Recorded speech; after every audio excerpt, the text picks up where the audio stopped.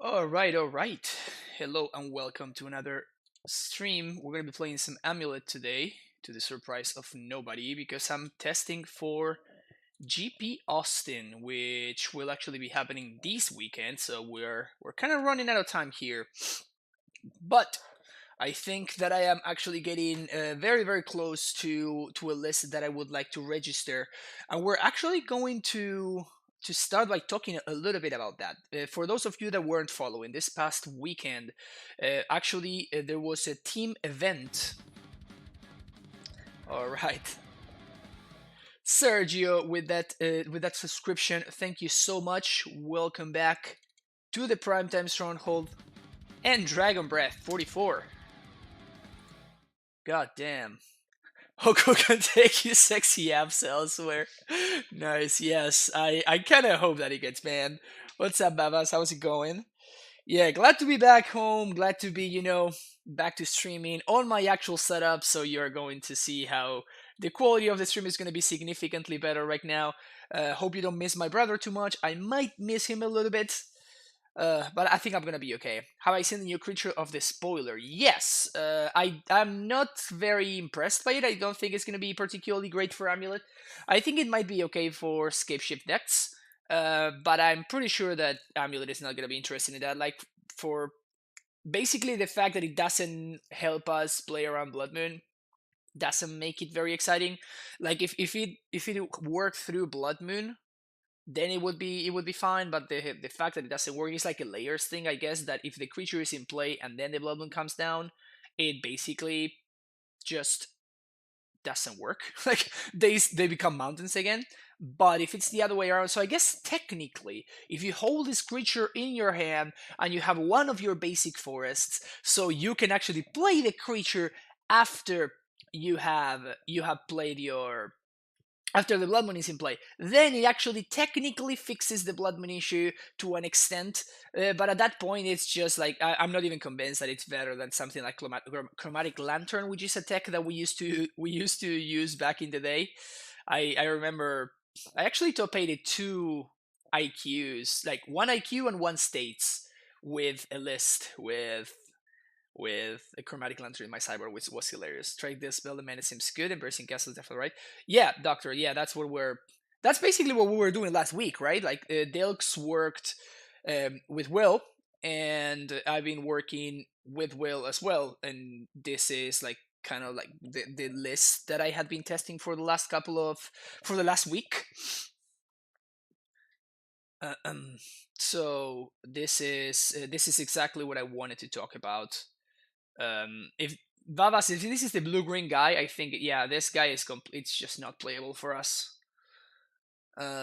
It could be a cyborg card against John, but there we have so much better cyborg cards against John that John is not really that bad of a matchup, and John doesn't really exist either. So a lot of reasons why I don't think that card is going to be particularly good. Okay, let's get to the list. Okay, so this is the list that the team of Edgar Megaliech, Will Pulliam, and Matt Dilks, two of them, Will and Matt, were playing this exact 75 of Amulet, and I like it very very much. Edgar was playing Urza, so don't worry about that part.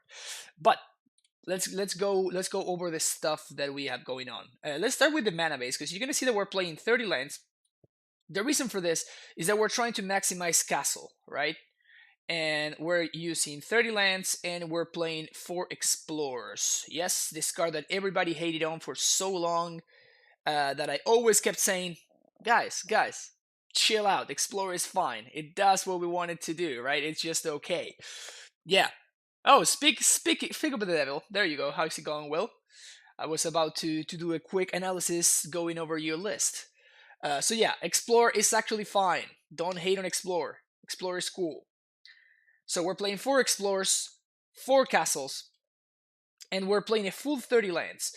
If you remember, I did an experiment when we basically did the same thing. We had 4 steering, we had no steerings, but we had 4 explorers. But I was playing a list with 28 lands, and I felt like Explorer was very lackluster. Also, this was before Castle Garenberg was a card, right? So that's also big part of why we're going back to Explore is because this card was printed. But if you want to be playing Explore, you definitely want to up your land count. And for all the matchups where I keep Explore in post Cyber the games, I try to at least have 29 lands. Because if you explore and you don't take advantage of the extra land drop, it's like you're not going to win that game, basically. Feels like 4 steerers is 4 once upon a time is too much air, so Explorer seems fine, but I need to test more. Yeah, you talk about the Prismatic Golem Inspiration card, looks insane. I think it's terrible, Rule Warren. I mean, it's terrible for us. I mean, I think it's a good card, but it's terrible for us. It's probably going to be good for a regular Escape Shift. Green creature, 3-mana Explorer with some upside. Yes, exactly. So you're saying that it's a 3-mana Explorer that requires blue and green in order to be cast? Nope, that's a no-no in my book. When do we sound out Explore? When we are playing against matchups where we can't really, we don't have the time. Like Explore is a slower card that helps your resiliency and your ramping. And against matchups like Infect, for example, you just don't have time to be casting Explore. You need to use your mana to either interact with your opponent, or you need to be using your mana to basically to just like cast your Titan. So you just don't have the time to be exploring. So that's the matchup where you can side out some explorers. Like this actually has something to talk about for once. It's exciting. Yeah, fair enough. So yeah, so we have a bunch of lands. Then we have 30 lands in order to make to make sure that we get the most out of Explorer. We have 3 basics, 2 breeding pools, technically 3 breeding pools thanks to the wooded foothills. This I'm not so into. I already tested playing fetch lands in Amulet. I did not like it at all. So I'm probably going to continue playing breeding pools here. But yeah, but that's like what we have going on here. I imagine that the wooded foothills is a way to like get some extra zombies from Field of the Dead. Personally, I'm not a fan, so I will continue with 3 breeding pools. But you know, it's basically the same card, right? That's what we're trying to do. We have 2 caverns. This card is absurdly important right now. I think that the cavern is the best that it has been in maybe ever. All the Urza decks are playing counter magic. All the Stoneforge decks are playing counter magic. Everybody's playing counter magic. Hey Andrea, thank you for the subscription. Welcome back to the Primetime Stronghold. Are you gonna go old school? I think I know what going old school means for you.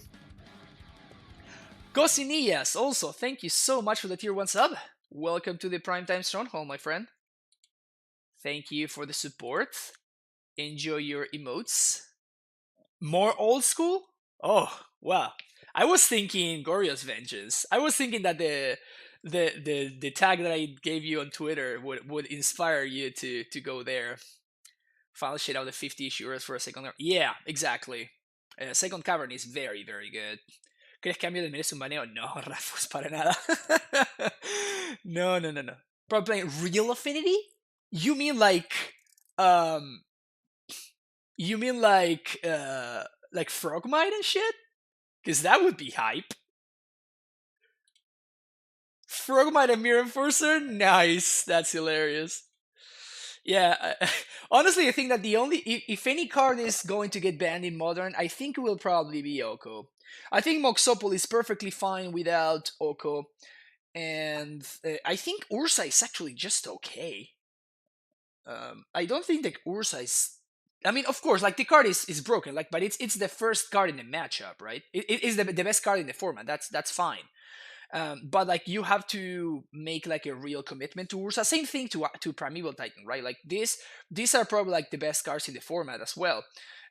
But you have to make like a real commitment to play Primeval Titan. There's no commitment whatsoever in playing Oko. Like it's just a broken card that you just cast for 3 mana.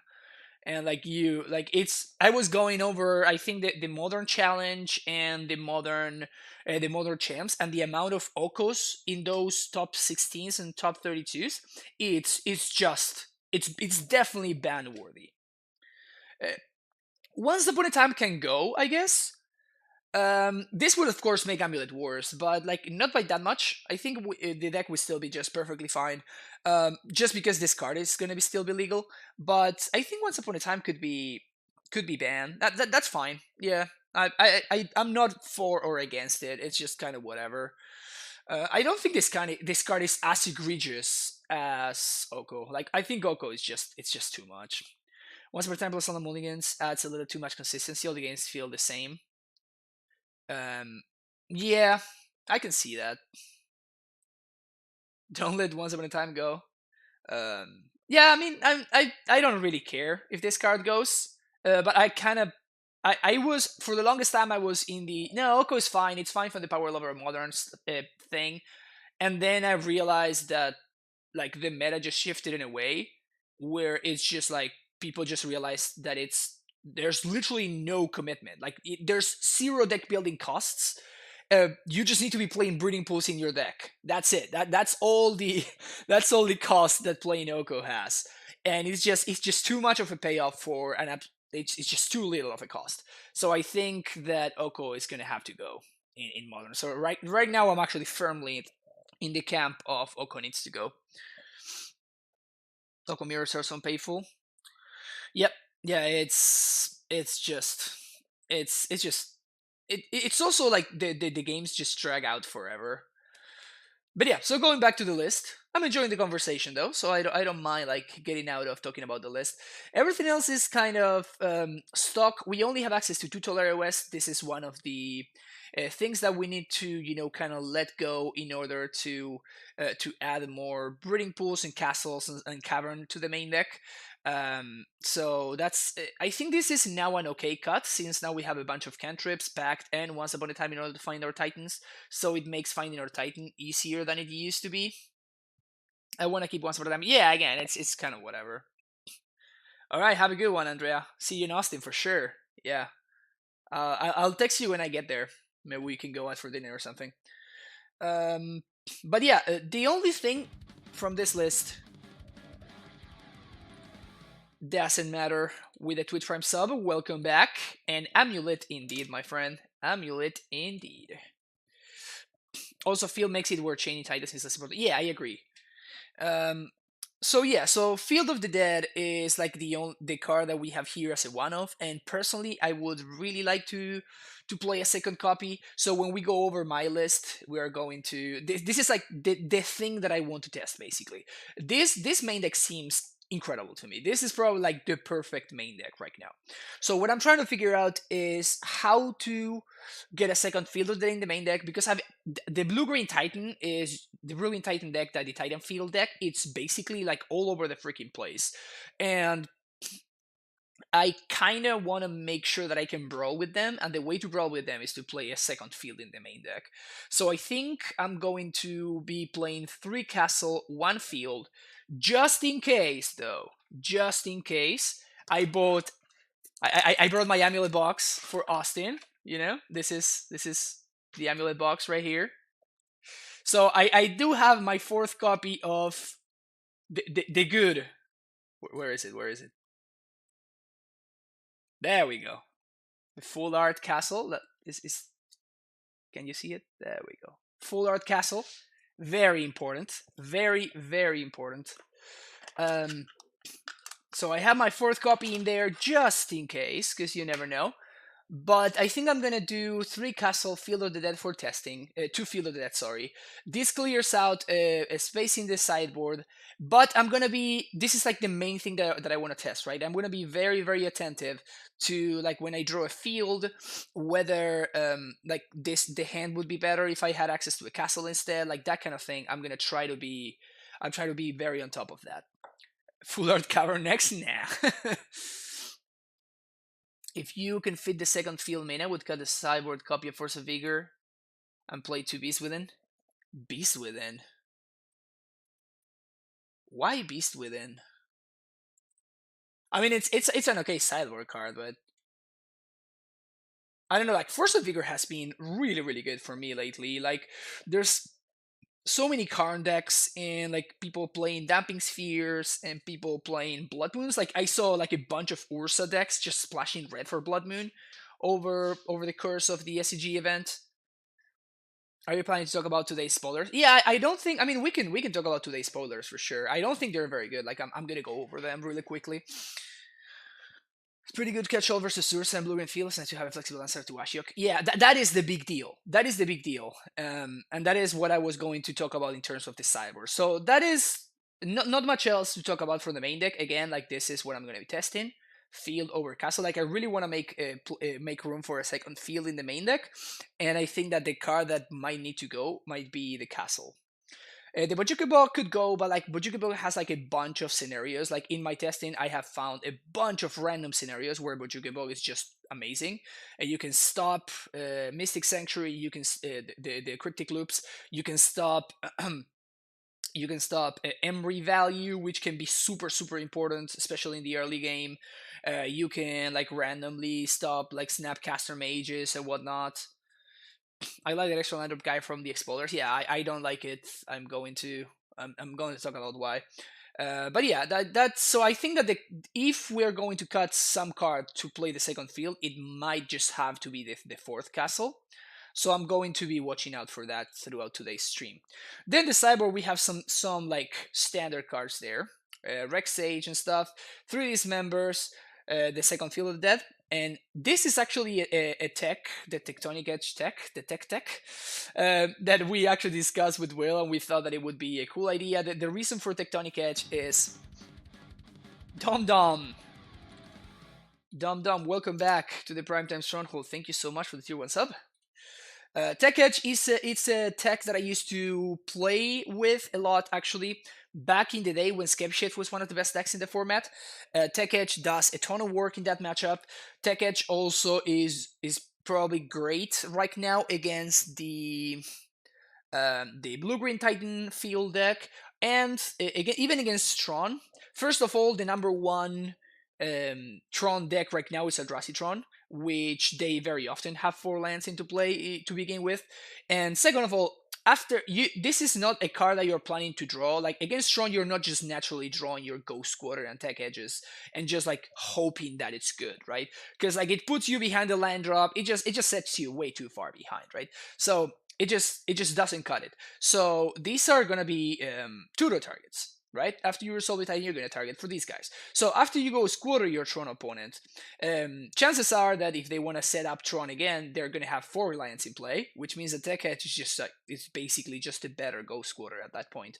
So that's why we're going with the 1 Ghost Quarter, 1 Tech Edge split right here. They want to team play 20 lines and actually cut the 4th castle. Yeah, we're gonna talk about that one. Tech Edge is also good against Mystic Sanctuary decks. Yeah, it's randomly good against those decks.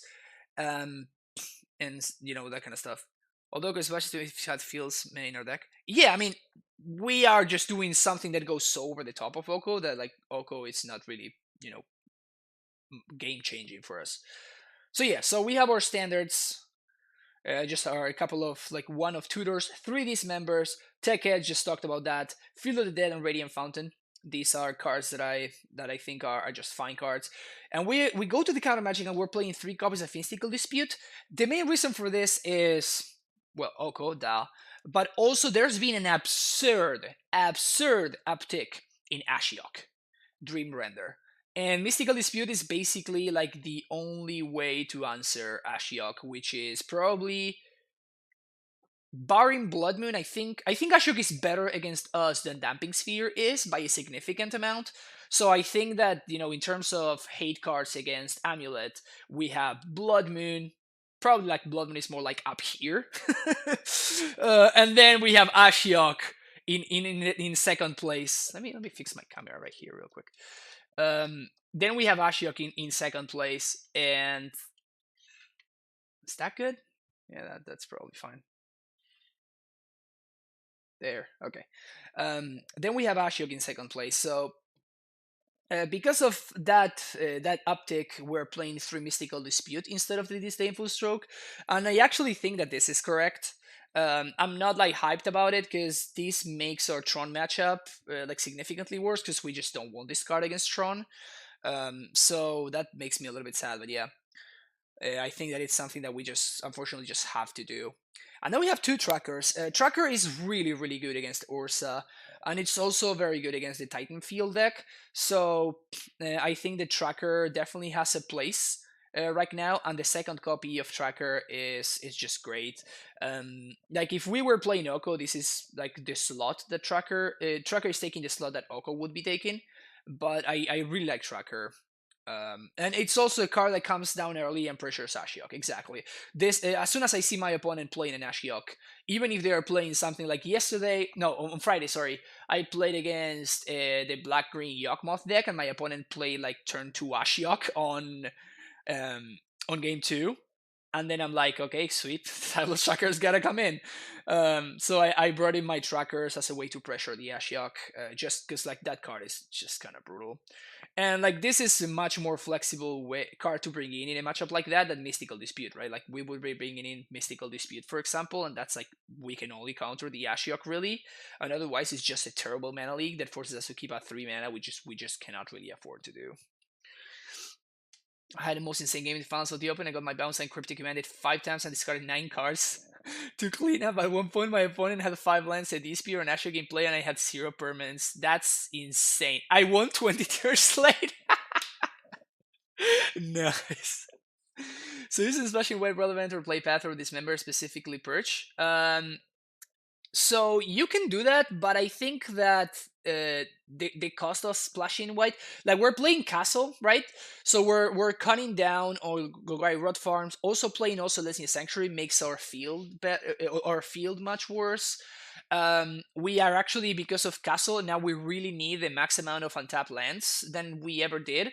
So just like Radiant Fountain over Caveira Crossroads is so much better right now, because if you go turn one, let's say you go turn one Breeding Pool Scout, and then you have like a couple of lands, you're gonna need 2 untapped lands in order to castle on 3 and cast it and have Titan mana if you don't have an amulet. Is Kurshiko searching redemption today? I'm trying, Hate Lex. I'm trying. But yeah, so that is the list that Will took to a second place at the Open. So good job, man.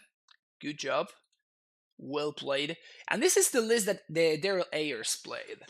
And Daryl is playing basically the same main deck, basically the exact same main deck, with the only change being -1 castle plus 1 Rex Sage. This is actually something that I talked about multiple times. Sage is literally our only answer to Ensnare and Bridge of a Karn the Great Creator. So it's actually kind of important to try to make room for a card like this. There is a very real cost to playing Rex Sage in the main deck, though. So, every time you draw a Rex Sage against like Death Shadow in game one, that could have been, a castle that would have helped you cast the Titan earlier.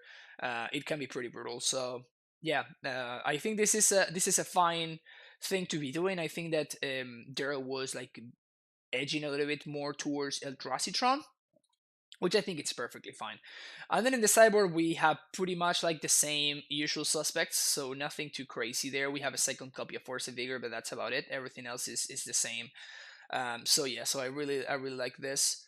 And finally, I wanted to talk a little bit real quick about Sack Allen's list. This is the Arboreal Gracer prime time list with Oko and like basically going all in on Field Dead. This is the deck that Dom came up with.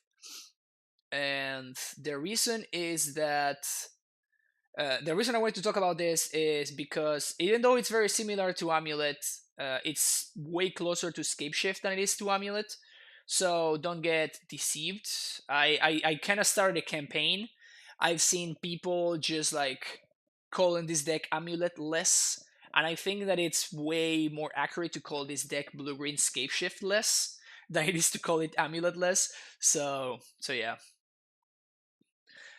So Blast Zone is just terrible. Blast Zone is good against specifically Mono Red Prowess because all of their stuff are 1-drops, and specifically the card Death Shadow. Those are literally the only 2 scenarios where Blast Zone is good. Against humans, it's way too slow, you're gonna die. You just don't have the time to like take up the Blast Zone. You just don't have the time and the mana. Like it's way too much mana requirement and went to my time requirement. And sacrificing a land it's a massive cost for us. So yeah. It's not good. I don't think it's a good card. Display of Dominance would be a good cyber card now. Deals with Oko and Ashiok and may protect your Titan. Display of Dominance is like a ridiculously narrow card, right? Display of dominance. Yeah. The straight target blue or black non-creature permanent, and permanents you control can be a target of blue or black celestial. Yeah, this is way too narrow, unfortunately. This is way too narrow. If it cost 1 black, I would consider it. Kind of like what was the card that the one that had the Icrine, the black removal spell. I can't remember the name. But if it were something like this, it would be a consideration, but not really. Beast Within does the same thing, but can also destroy lands in Titan Mirrors. Yeah. So actually, Beast Within seems super interesting. So I'm probably gonna be testing Beast Within. Not today because today I wanted to just go ahead and just play this, play the list that I've been messing around with. But this, thanks for bringing this to my attention. I saw that Dom actually played this he didn't, not in this past weekend, but the previous weekend. I think he got second in some face-to-face event, and he was playing Beast Within in the sideboard. I actually had not considered this, so I might give that a shot later today just to see how it feels. But yeah, without further ado, let's get that leaked. Oh yeah, one last thing. We wanted to go over the spoilers. We don't want that deck. Let me join the league, and then we're gonna go over the spoilers real quick.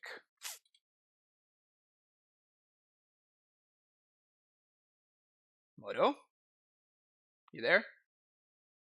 No, there we go. All right, cool. Okay, so here we are. Let's go over the spoilers.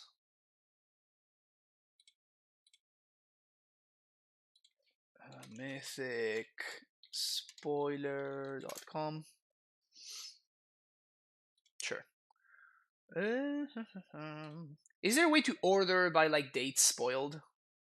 So we can go straight to the one spoiled today? Why is this so big too? There we go, that's way more reasonable. Newest spoilers. Okay, this is guy number 1. Uro, Titan of Nature's Wrath. 1 green blue.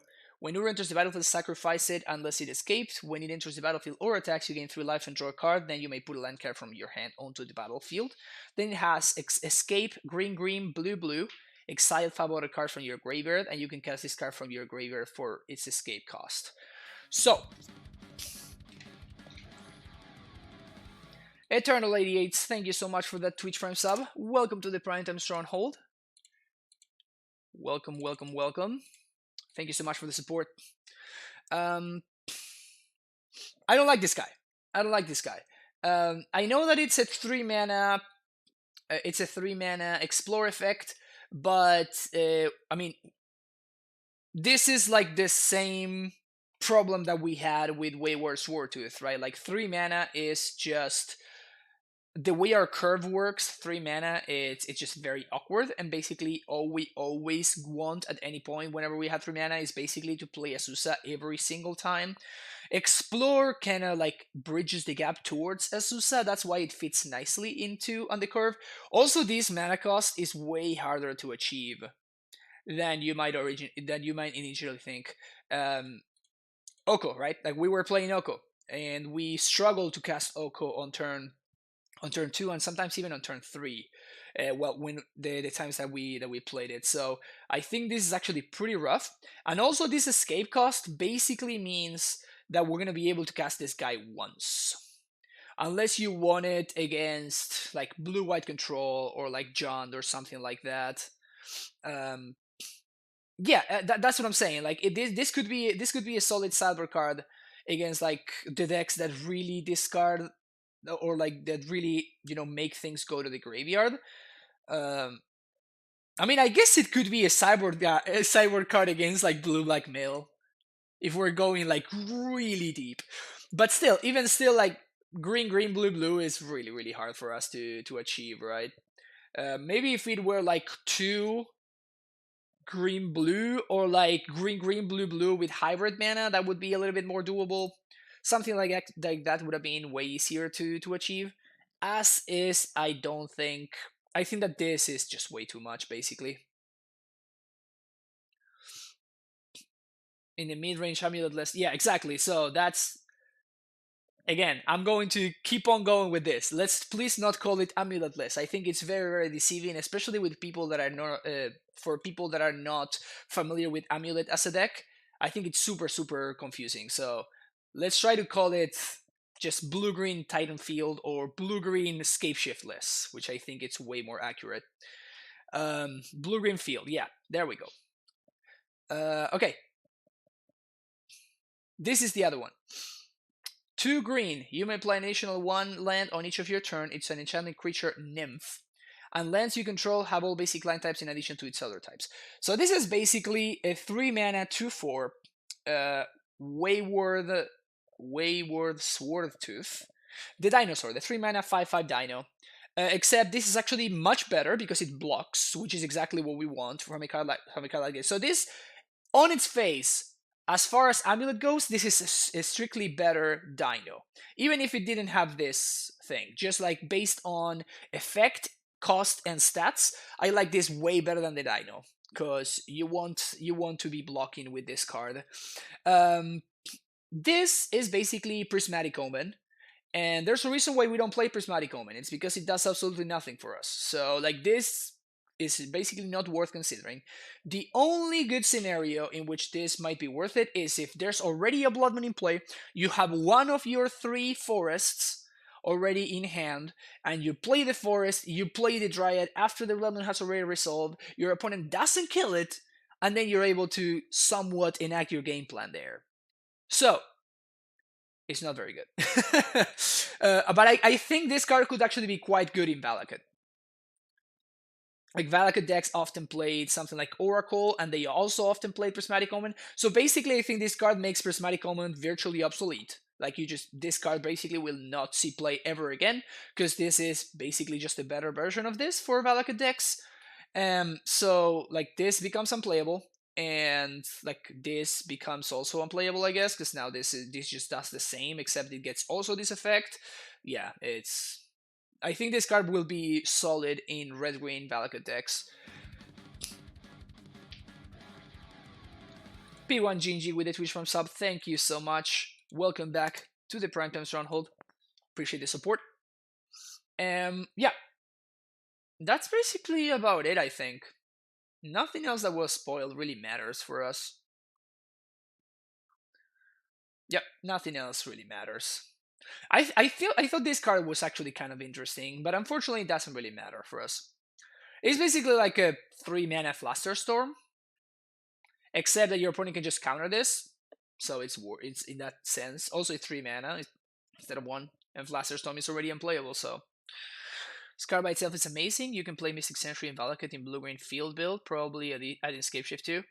Yeah, it doesn't matter. But what about the times where you draw your Valakut and you don't draw this guy, or you draw your Valakut and you get like one, you get your lands to deal 3 damage. You get 1 lightning bolt and then they kill this guy, and then you have like a dead card in your deck.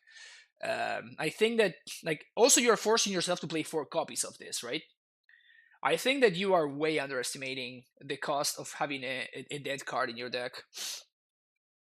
A dead land, like, especially like we're so struggling, right? Like, we're going over this the amulet list, and we're like struggling so hard to try to find like that one last land spot, right? Like, we're like, is like having a Valakut in your deck is just so much worse than any other land that you could be running. So I don't think it's very good. Playing Amulet Mirror that went to time, and game 1 only took 42 minutes because I conceded, since it was at the point where I was getting sure I was going to lose, so I wanted to try and cheese him game 2 and get a draw. Yeah, that's one thing that I wanted to say. Like, the Amulet Mirrors have changed a lot, and of course, like, the matchup against Blue-Green Field as well. Because of this card. Like, this card is pretty absurd in the Amulet Mirrors, or like Blue-Green matchup. So I think that ignoring, like, this card actually becomes very, very important, I think, in the mirror match, which it didn't used to be. But now, like, whoever has engineered explosives can blow up the board and then start getting zombies first. So, and whoever has zombie superiority very often ends up getting board superiority, and very often ends up winning the game. So, yeah. Ugh. This hand needs way too much. I think we're gonna ship it. This hand is better. We're gonna bottom this. I'm going to Once Upon a Time on 1 because we can find the scout and play it out, and then we can Once Upon a Time on 2 and try to find the bounce land, and then we should have turn 3 Titan. The card spell is a little better than it gives, given the Stifle clause. Yeah, maybe. I could see it. So Scout is literally the best card that we can find. Sick. Alright. So now we find a green bounce land. We have turn 3 Titan. Play 1 Embry for the Amulet Mirror. That's hilarious.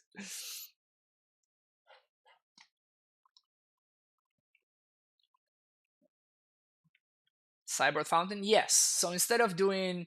I had been doing... what's his name? Fountain, 2 Bailoffs. So now I'm doing one Fountain, 1 Bailoff, and see how I feel about it. Again, my list is... Everybody says that... Huh. I think we just let this go. Everybody says that...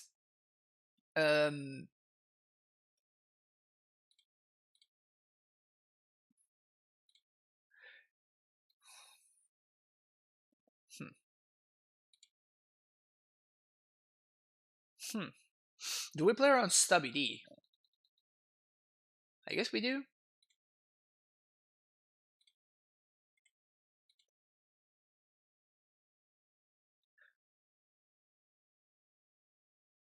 Play Crater Hook for the mirror. I mean, that would actually be a mirror breaker for sure. I agree with that. Okay, yeah. So they are Mardu Shadow. Mardu Shadow it is.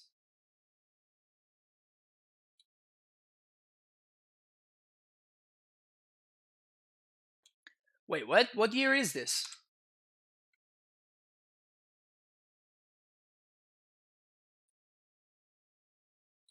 Huh. Okay. Well, this is funny.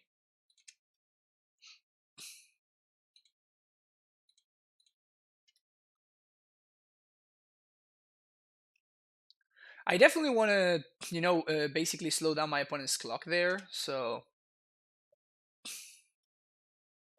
Cover name Once Upon a Time. Hell yeah. Man, this is so sad.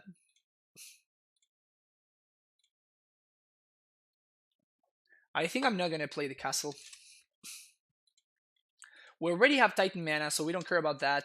And this allows me to play around K command, and it also allows me to, if I find any other land, I can, let's say I find like a basic forest or like a breeding pool or whatever, I can actually play it out and get one more zombie. So I think it's correct for me to hold this castle here. Alright, opponent plays Seasoned Pyromancer.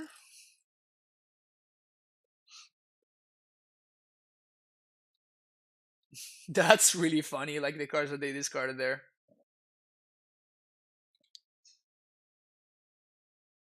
We have an Amulet. God damn it. I guess I want to make my opponent's discard spell bad, so I'm just gonna play the Amulet out. We need to draw a Titan basically, and we win.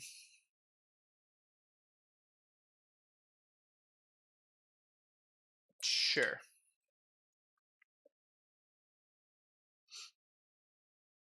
So this is 6. They have a 3-turn clock, so I have 3 turns to draw a prime time.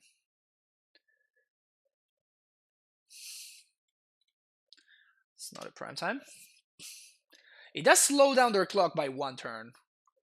Funnily enough, unless they draw another lightning bolt.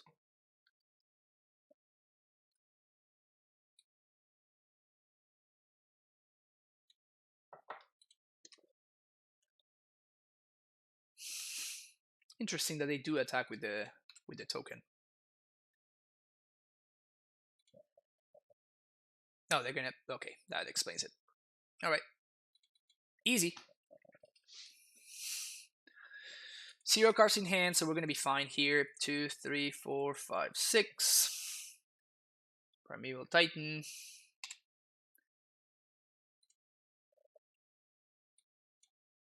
Bordos Garrison, Slayer Stronghold. Get some Sumbos.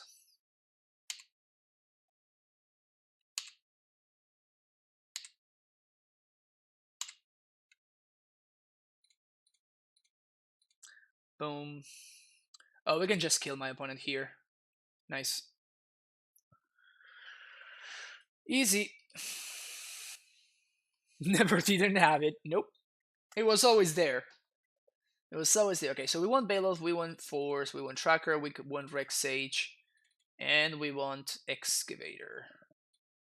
Take out Scouts. Bring in this. Bring in Dismembers. Can shave on some pacts. And I guess I'd rather have Radiant Fountain over the second cavern.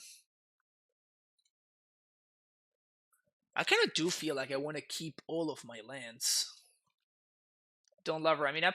I'm expecting Fulminator Mage.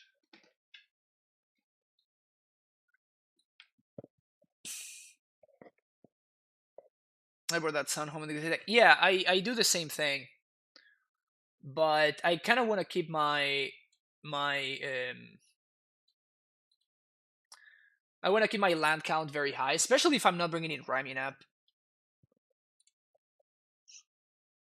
Why Tech Edge? Tech Edge is better against the blue-green Titan Shift by a significant amount, and it's also better in the mirror, and it's also even against stuff like Tron.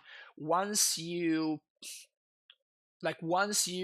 Titan for a Ghost Squatter, if your opponent wants to set up Tron again, unless they for whatever reason don't want to find a basic, which will basically never happen, then Tech Edge is just a better version of Ghost Squatter.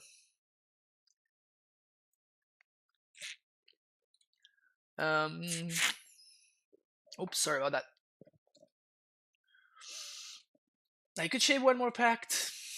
I don't love that though. Maybe I can shave one amulet. Yeah, I actually like that. Skipping 3 amulets is fine.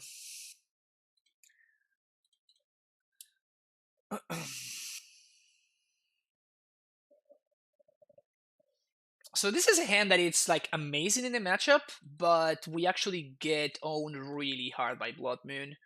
However, just like any hand just gets owned by Blood Moon, so I think I just have to keep it.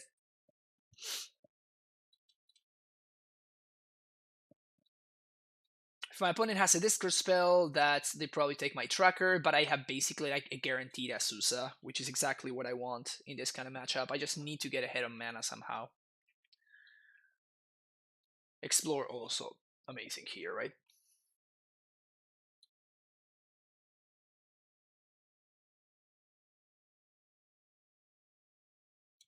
So the only thing that gets me here is Fulminator Mage.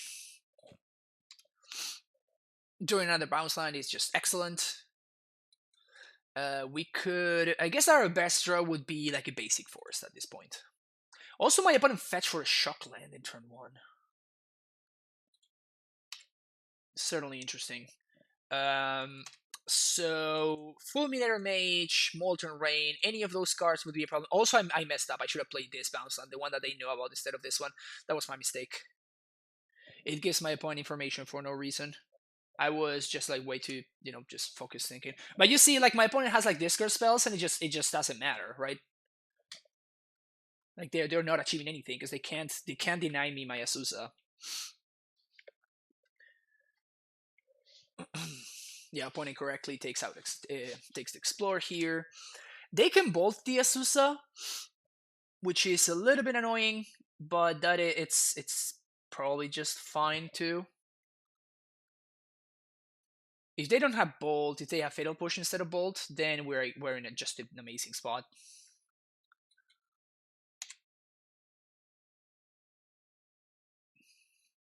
You can respond, opponent. You get a trigger.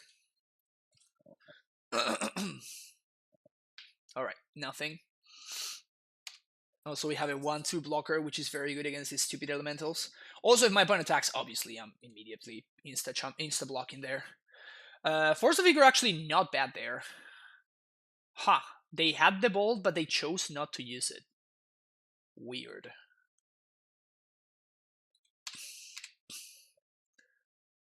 Well, any land, any ETB and tap lands gives me a Titan and just ends this game immediately.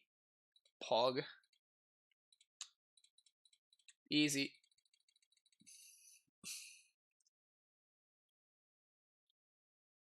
Now we don't even care about Blood Moon. We already got this. Opponent concedes. Yep, sounds about right. Alright, easy. What do I think of the Gleam Brew Black Titanfield Brews that came up with the SCGT Modern? What would be the next evolution for Amulet? And first of all, Dean Naban, I already explained this. Those decks are way closer to Scapeshift than they are to Amulet. Second of all, I streamed them on the 30th because those decks are they were a brew that Dom Harvey came up with. As usual, Dom Harvey coming up with the next hot thing. Then Tiago Saporito took this deck to a second place finish at the Mox, which happened 2 weeks ago. And I think that these decks are very good, but they are very different from Amulet. They're just a different deck. But I think they're very good. Yeah, they have different strength and different weaknesses, but they're very good. Those decks for the SCG, they were not great. Yeah, I think that they're just fine decks. I think that what I think is that Amulet is way more tuned than those decks. This is what in the business we call a snapkeep. But yeah, I think Amulet is better than those decks. Is this the list you run at TCs on Friday? I think yes, with a couple of small changes. It's like based off of the list that I ran at TC TC Rockets the other day, but it's not like the exact list. There's a couple of tiny differences.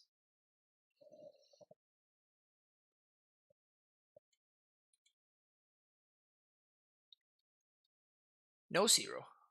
Huh. I can jam a Sousa here. What do I get got by if I just jam a Sousa? Mana Leak? So my opponent play Mana Leak.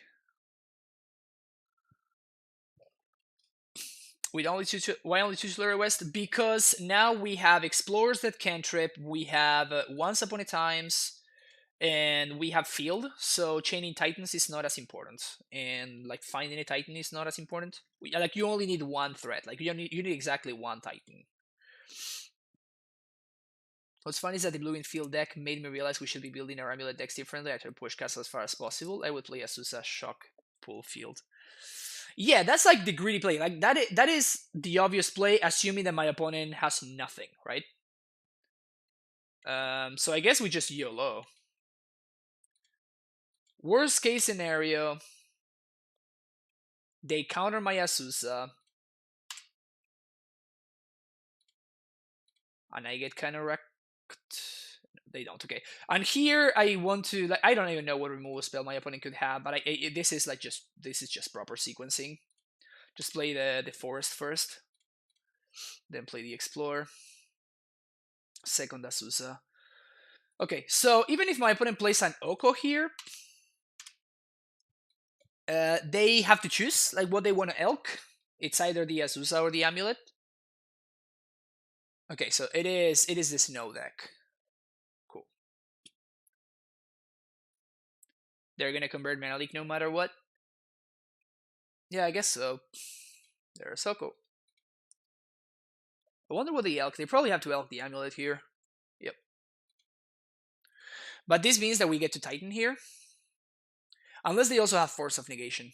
Oh, never mind. We good. 1, 2, 3, 4. Bounce, replay, cast Titan.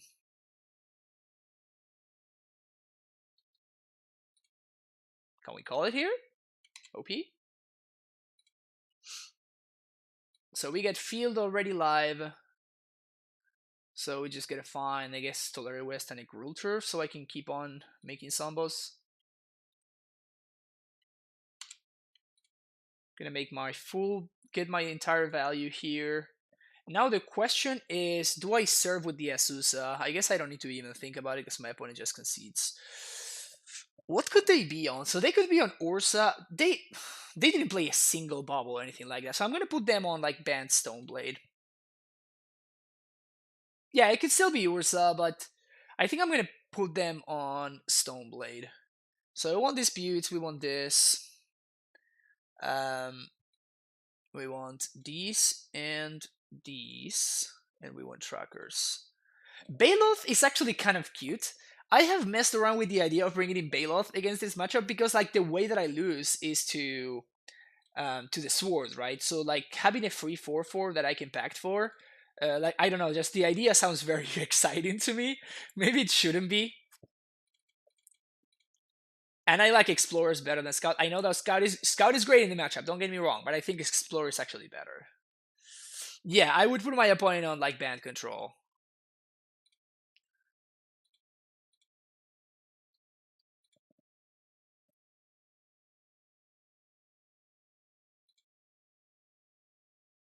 Since I'm probably 10th person asking about Simic, so that I have a different question. All right, ask away, GG member. Ask away. In this matchup, we can cut probably the Ghost Squatter. Thoughts on Mal, they say he was the one who decided what stock. Oh, I thought that was a great move. I thought that was a great move. I just love the fact that Dilix just like never smiles, and then he throws that one, and it's just like that was kind of sick. Like I'm a big fan of that move. Big fan there. Yeah, that was amazing. That was amazing. I only saw about that earlier today, so I was like, that is so sick. All right, I think I'm gonna shave all the scouts.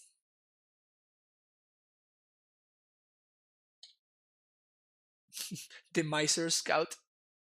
Sure, whatever. Gachi base. Man, I really need to get. I really need to get BTTB online. I have no idea how to activate it. Like I downloaded it and everything, but I don't know how to make it work on my stream. Does any of my fine folks watching the stream right now, any of you know how to get that going? I know Canister has it.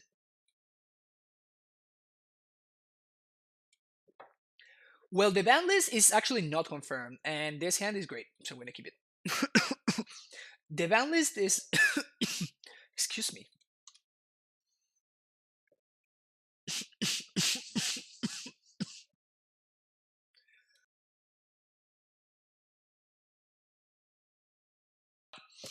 Got something stuck in there. The ban list thing is actually not confirmed, so yeah. Here I'm actually gonna play T West on one. If I draw a mystical dispute, this allows me to cast it. So they was talking about how someone tried talking to Dales that he didn't know, and Dales just kept turning away, almost as if he was getting away from the conversation. Okay, so we sided it very poorly because my opponent is actually on Urza. Feels bad, man. Okay. We actually have to once upon a time here. Oof, brutal. Okay. Supposed to drink your drink, not breathe it. Yeah, that's fair. I forgot there for a second. My bad. We're not in a bad spot here. Like if my opponent taps out, I just play Azusa, make my land drops, and I have Titan Mana next turn with Cavern. So we're actually looking very good here. What do you think about Oko being banned? Nikachu did yesterday video talking about why he's 91st. Yeah, I think that Noko needs to get banned. I talked a little bit about this earlier. I think that I was very like comfortably in the Oko is fine for the power level of modern camp. but I am definitely, certainly not there anymore. That's actually a great draw. So now I can cast my Azusa, and now I can reset the cavern for next turn. Yeah, this is just amazing. So play my tap land, reset my cavern for Titan next turn. Whew, that was hot. Hot, hot, hot. But yeah, I think that Oko is just warping the format a little bit too much. And like basically anything that you do is just, it's probably just worse than Oko. Like that's what the only things that are succeeding that are not Oko decks in this metagame are Field of the Dead decks, right? Like, 'cause this is one of the few ways to just actually overwhelm Oko. So yeah, I think that it's warping the format just a tiny bit too much for my taste. Dismember my Azusa resolves.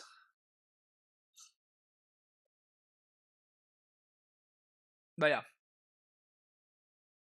basically I thought Oko was okay. I don't think that anymore. Yep, there he is. Oko is like Karm. When you have it on the battlefield, all the game is around. This actually changes things here, right? Because if I resolve this, my opponent tapped out. Yeah. So now I can't really attack, but I'm putting my opponent in a weird spot here. The power of castle, baby. Very unfortunate. Like I think my land sequencing was okay, and this is, I'm only playing 3 amulets, and this is literally the only way that I get punished. That's actually super unfortunate. 1, 2, 3, 4. So we're not gonna get to trigger field here. So we're gonna do Tolaria West and Gruul Turf.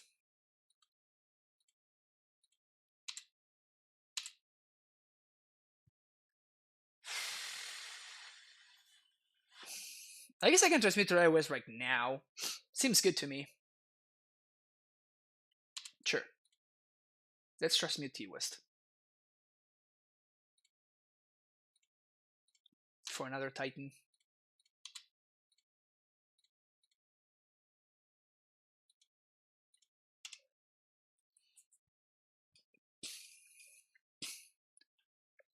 Yeah, no, unfortunately we're just a tad low.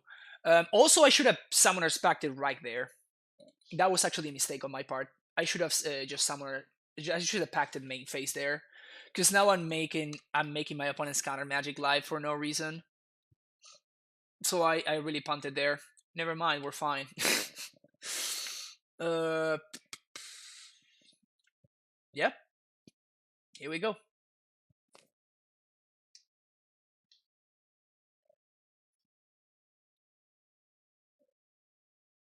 Let's see what my opponent does here. I think I would have played that turn differently. I think that resolving the Titan was important. So maybe we could have held the amulet actually. That's actually something to consider. Yeah, I could have held the amulet, just gone wide with zombies that turn. Yeah, that would have been much better.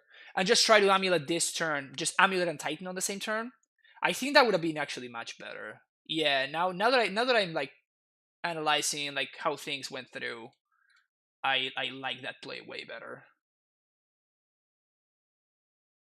Yeah. Yeah, I think I just punted this. I mean, it's not going to matter because like my opponent just stepped up for a cryptic, and that mystical dispute was like the nutter butters. That just, yeah, just like just draw the best possible card right there and not get punished. But yeah, now that I think of it, yeah, now that I think about it, I think I played that turn pretty poorly. There were a bunch of options there. Like I could have, since I couldn't haste, I could have just held the amulet, just resolve my first Titan, just get a couple of bounce lands. Although I guess that playing out the amulet, no. Yeah, because if I don't play the amulet, I can't haste anyway. Yeah, it's crazy how many ways of playing that turn there actually were. So this is Titan mana, and I have a bunch of ways to ramp and some interaction, so I'm gonna keep it.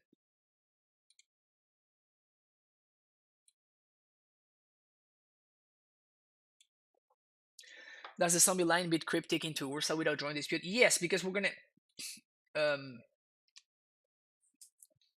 did we have? Oh yeah, this is what we call a strictly wrong play. By the way, this is a strict. That is strictly wrong. Just so you know, like playing Once Upon a Time without having perfect information is just strictly incorrect. So please don't do it if you like winning. We could Asusa, or we could explore. I kind of like exploring. It gives him more information and more draws towards a Titan. Both lines give me Titan mana next turn, but this allows me to. Okay, so we're probably playing against Neobrand. Okay.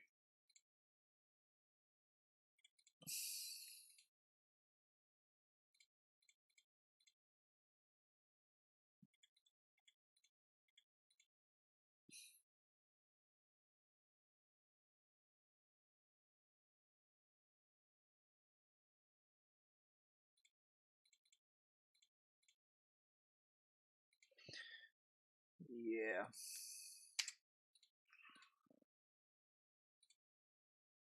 I guess this is what I got. And I guess I can Once Upon a Time into a Tolaria West.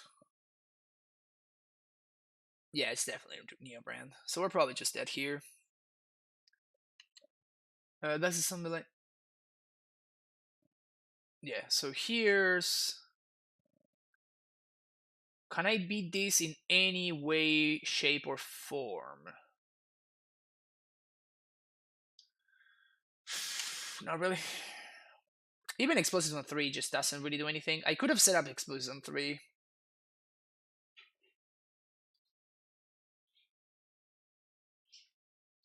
Probably wouldn't have achieved anything.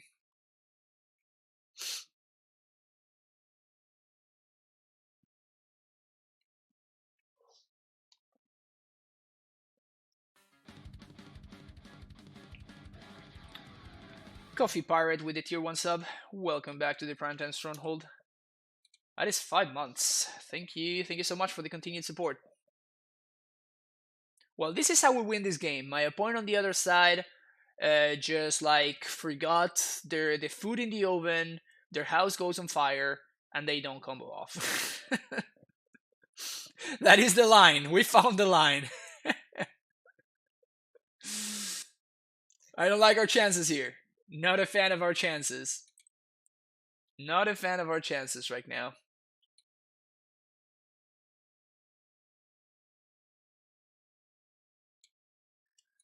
Opponent, please.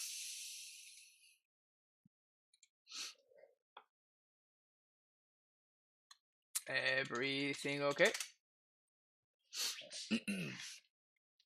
So here we're going to probably just be hanging out until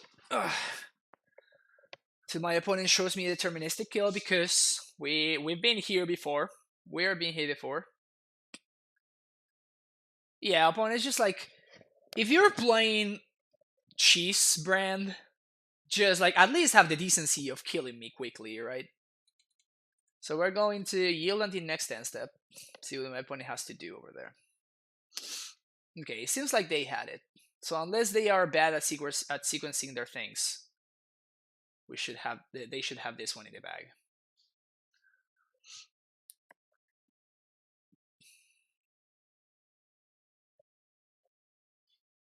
Noxious Revival. Interesting. Don't think I've seen that one before.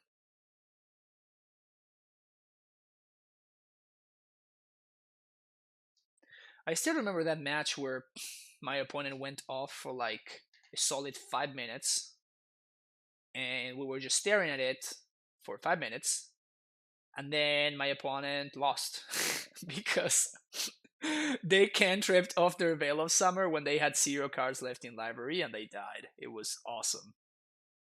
Big fan.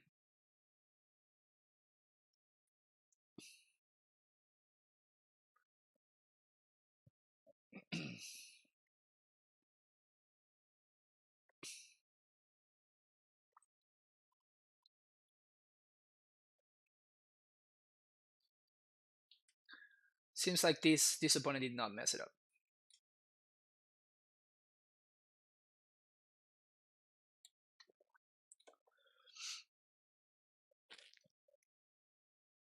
Okay, we did.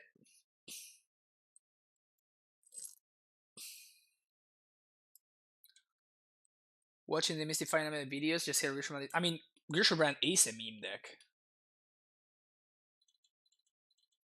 Well, I guess Mystical Dispute is more real counter magic than Disdainful Stroke, right? So I guess that we take out Bojukibog and we play like an. I guess I'd rather have. I'd probably rather have an untapped land over Bojukibog. Yeah. Anything else we might want? Not really.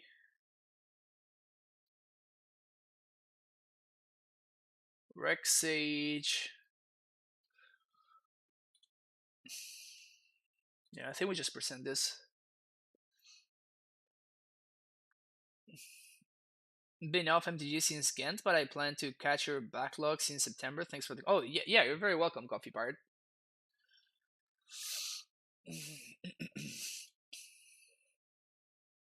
Yeah, if you ask me now, I would still say that Grishor Brand is a meme deck.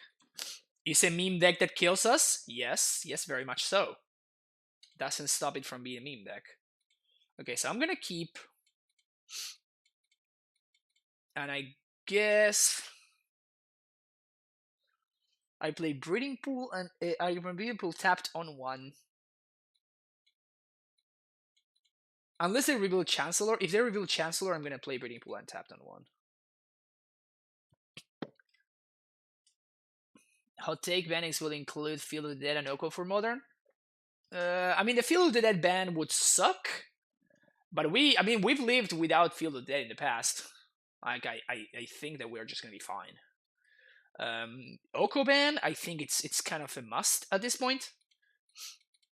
I think Oko is just doing a little bit too much damage. A little bit too much damage. The only problem I played in Breeding Pool of 1 is that I need to shock, and like it basically just tells my opponent, yep, I have counter magic. They move to 4. So they would need. I think I'm just going to not represent the counter magic. It makes my opponent more likely to play into it. Alright, sick, not punished.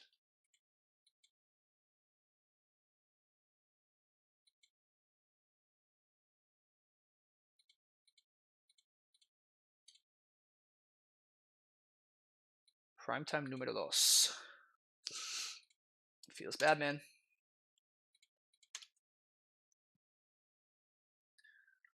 Some think Oko isn't as bad as people think.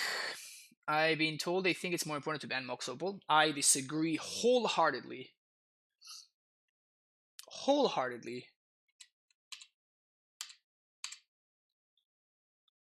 I think that Oko is reaching problematic levels. So I think it should go.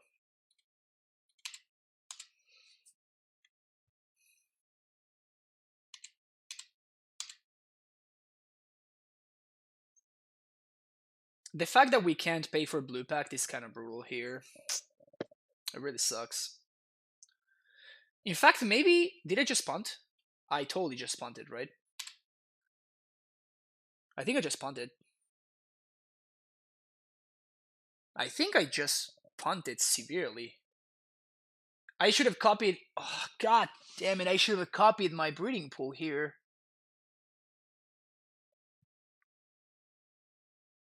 If I copy my Breeding Pool, we just win on the spot. Why am I rushing through this? Oh, why am I rushing through this? Like I had Titan mana anyway, except now I can pay and I can win this game through this situation. Jeez, that really sucks. That really, really, really sucks. I should have slowed down and thought about my line there. Damn it. Oh, that's awful. That's so bad. That's so bad. I should have slowed down and thought about my lines there. I was on autopilot.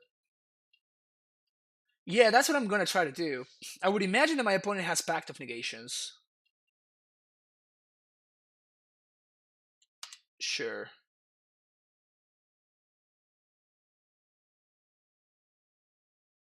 Allosaurus Rider resolves. Another Allosaurus Rider also resolves.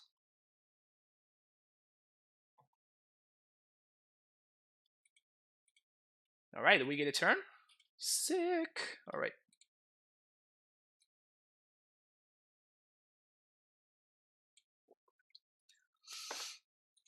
Yeah, I guess they're on the beatdown plan. Which is certainly good for me. Can I double strike a Titan? So I play my land.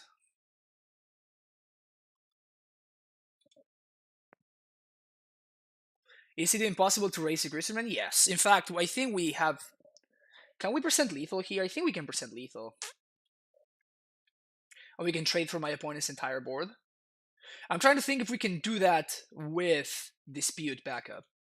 But I don't think that we can, unfortunately.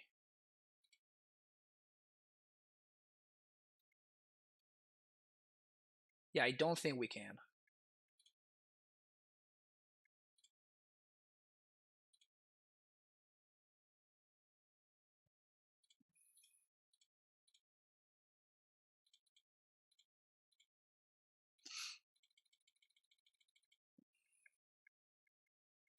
Yeah, I think we got this.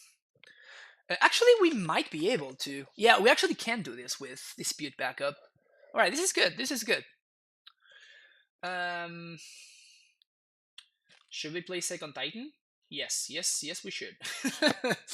We're only gonna be able to haste one of these bad boys. But it's certainly correct for me to go for another Titan. How am I gonna use my mana? We already have Blue Pact. So I just get Brooding Pool. 3, I'm gonna have red mana floating. Never mind, I can actually haste both Titans, I think. Yeah. Alright, I can actually haste both Titans. I have 2 land drops.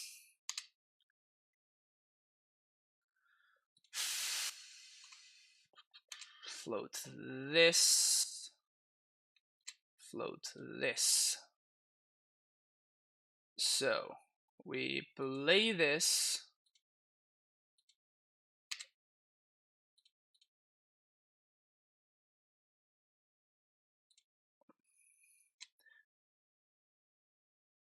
Still have 1 land drop.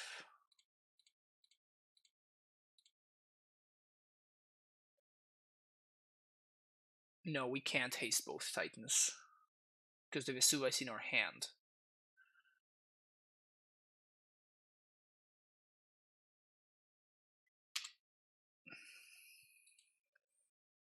We're gonna be able to attack though. So that's fine. Because my opponent needs to throw everything under the bus.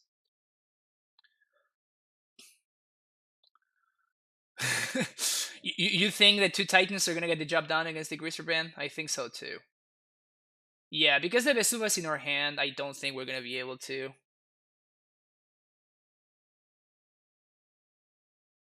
Unfortunately. But that's fine though. Only 1 hasted Titan is gonna get the job done just the same, I think.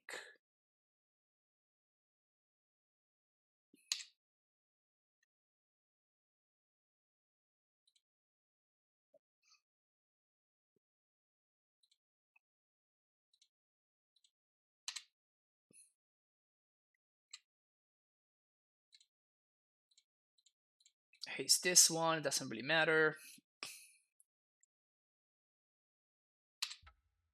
Move to combat. And now we're gonna present a double striking Titan. Sun Home, Simic Growth.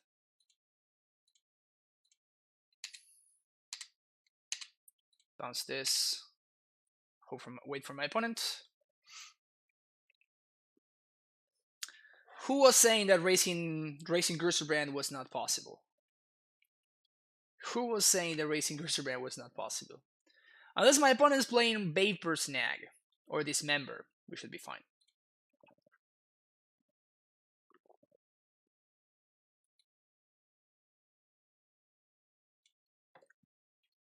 Didn't consider the fact that they were X6.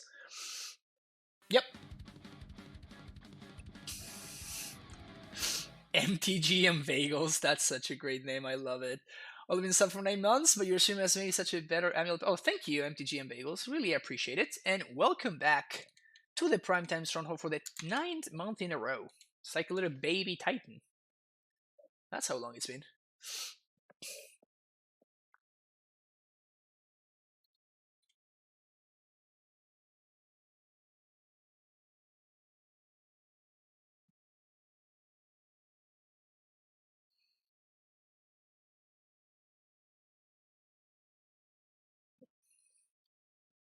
So we get some options here.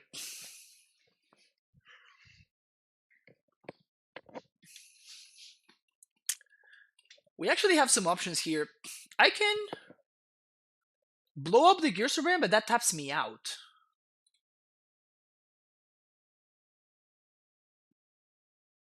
When am I flying to Austin? I'm flying on Thursday. I think I actually like just trading here. My opponent goes, they gain 7, they go up to 13. But then we have Dispute plus Pact of Negation backup. Do you need it right from the airport? Actually, that might be awesome. Hosu, are you? Oh yeah, you told me you're a local, right, Garrett? That's you, Garrett, right? Yeah, sweet. Yeah, actually, I'll let you know. Can you send me like a message on Twitter and we can talk about it? Because that would actually be awesome. At 6 life, they can't really do anything. Yeah, I mean, we can present the same situation next turn, right? Okay, so we're Northern blockers face. Yeah, that's fair. At 6 life, even if my opponent gets another Greaser Brand, there's nothing they can do with it.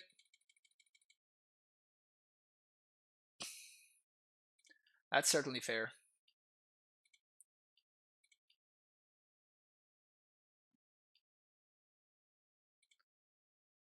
They go down to 1. And we still have Pact of Negation backup.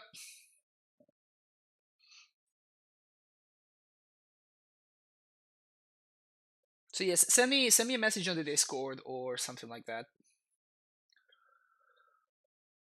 Yeah, right. I just let this resolve.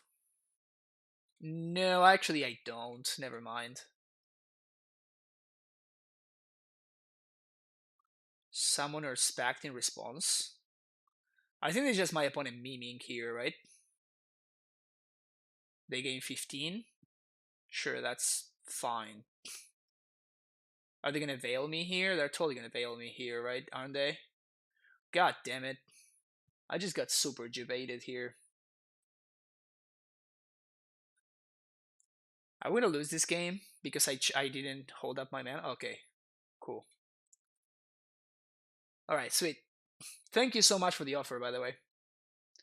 Alright, I think we just present the exact same thing. I think I like Tech Edge over Field because Field is pretty much irrelevant and Tech Edge is an untapped source instead of a tapped source.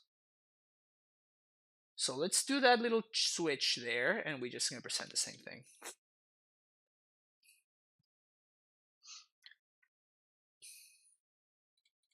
Yeah, I think actually just trading would have been better there. I don't think this hand can do anything.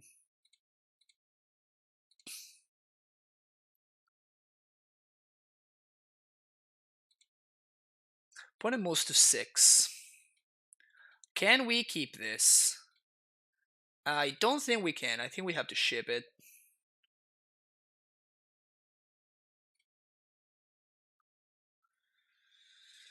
I think we have to ship this one too.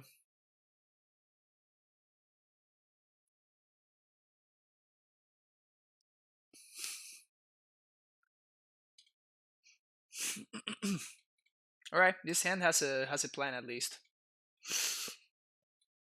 Spike some good cards and get there. That's my plan. Do I bring Tracker versus Urza and Etron? Yes and yes.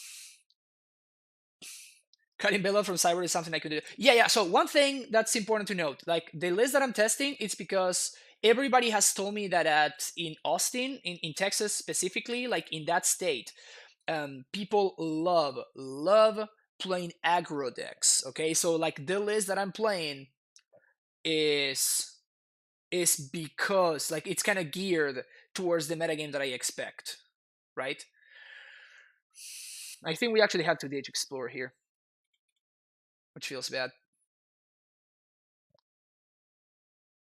Opponent down to 5.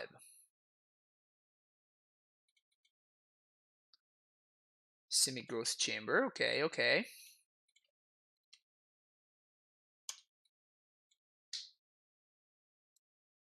P kept a no lander. Alright, so I'm playing the castle there because if we draw Azusa, we can Titan next turn. Alright, one more turn that we gotta dodge. One more turn. Oh. There's also a fair amount of Infect. The Drasitron is also super popular here. My tech card I've been playing is Thrugtusk. Interesting. Alright, good to know. Thank you. Thank you for the tip, Garrett.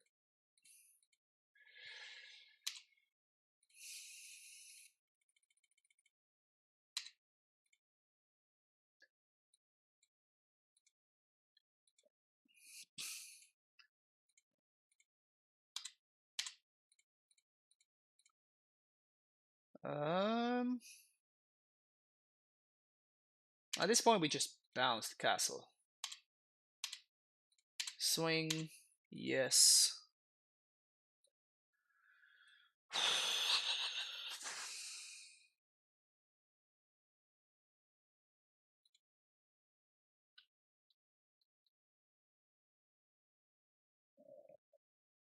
T-Waste and Breeding Pool?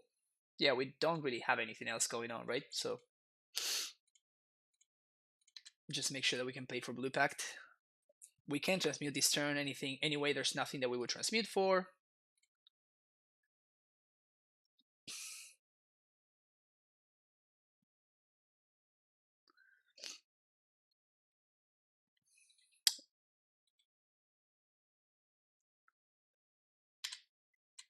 That's hilarious.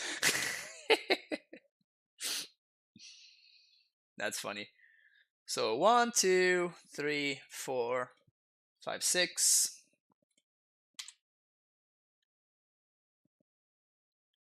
Nourishing Shoal.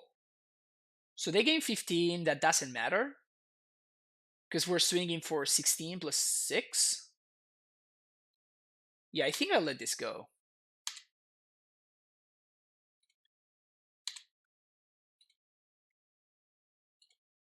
Prime time. Yes, so they're at 27. We can't. Can we do 27? We played the land already. There's nothing we want to transmute for.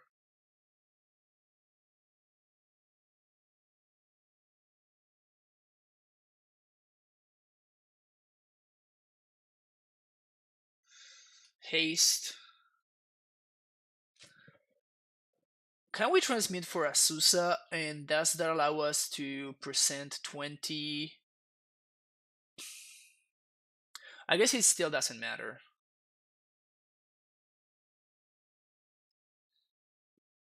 You also bring in Obstinate Bears to Citron? Yeah. Yeah. Tusk is fine, but I think Tusk is much worse against Jund, and I think it's also much worse against Burn. the fact that it gets like it's 5 mana versus 4, it's like such a big deal.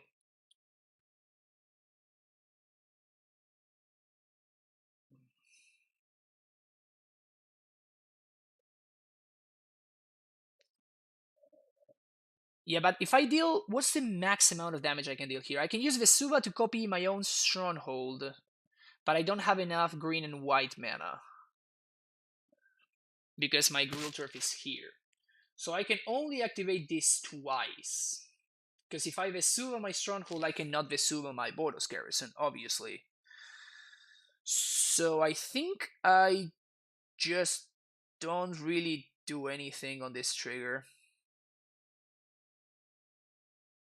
I guess I might as well get zombies for value.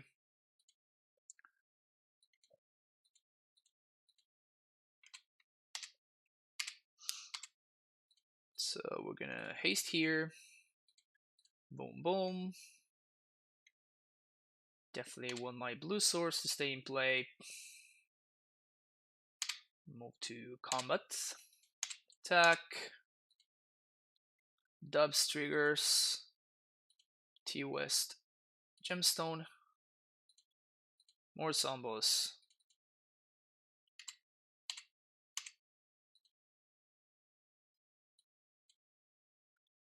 And this trigger is basically irrelevant.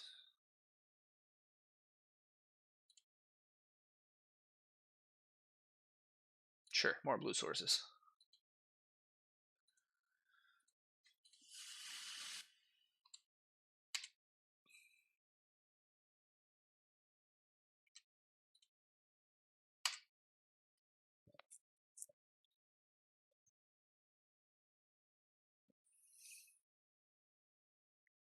I know when the BNR announcement usually happens on Mondays.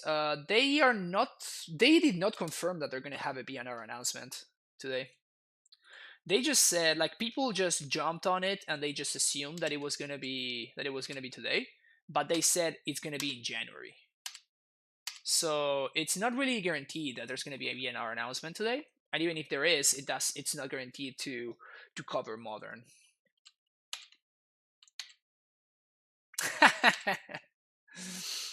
Zombie. Block.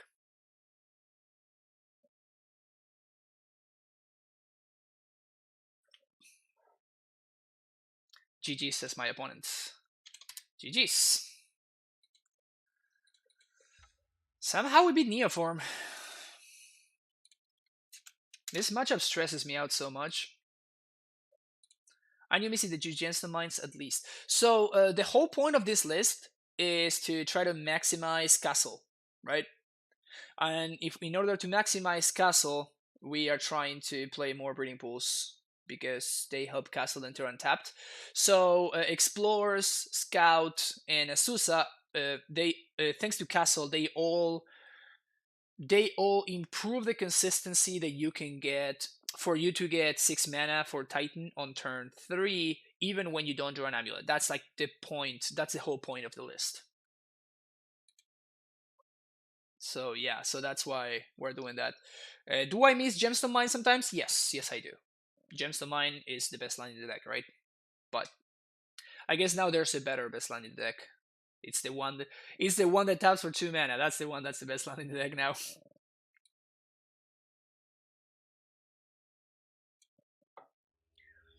Have a few more permanents than opponent. Yep. It was.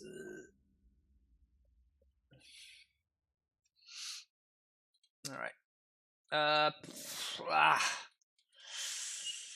I'm gonna keep this hand. I'm gonna get super punished, but so punished. You have no idea how punished I'm gonna get. But yeah, that's what's gonna happen.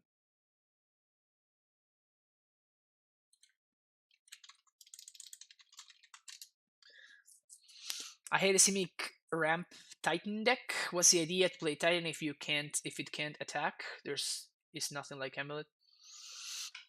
I mean, the Simic Titan deck, it's doing something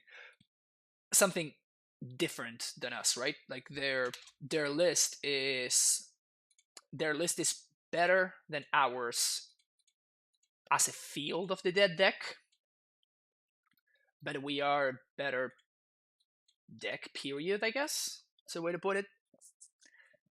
But yeah, I mean, it's kind of like a granted that the Simic Titan Bell is the better field deck. They just play more fields and they just play more ways to get actual lands on the battlefield.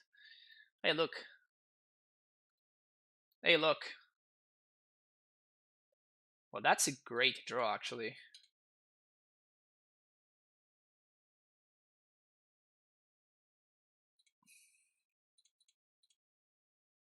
I think I'm not going to play the third Amulet yet. I can play it next turn. But if my opponent goes like Amulet, Simic Chamber explodes on 1 and they blow everything up, I might actually lose this game. And I'm not really in the business of losing games, if you know what I mean. Okay, so we know now that it's Amulet. It's not the Simic Urza deck. So now I'm even happier that I played around what I played around.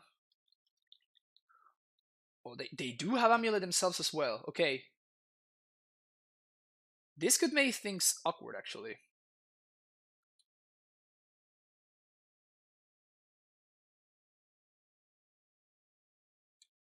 This could make things pretty awkward for us. Well, I really can't play this as Urza, unfortunately.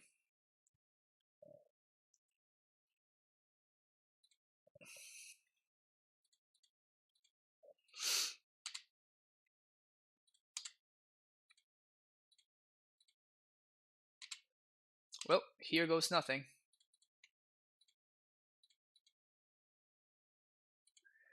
OP seems to be F6'd.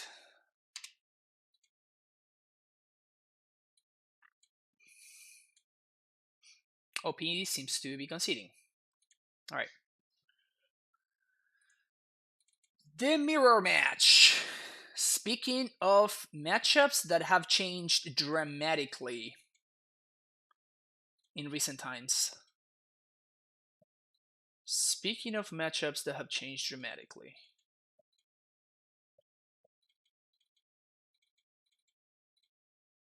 This is what I like doing.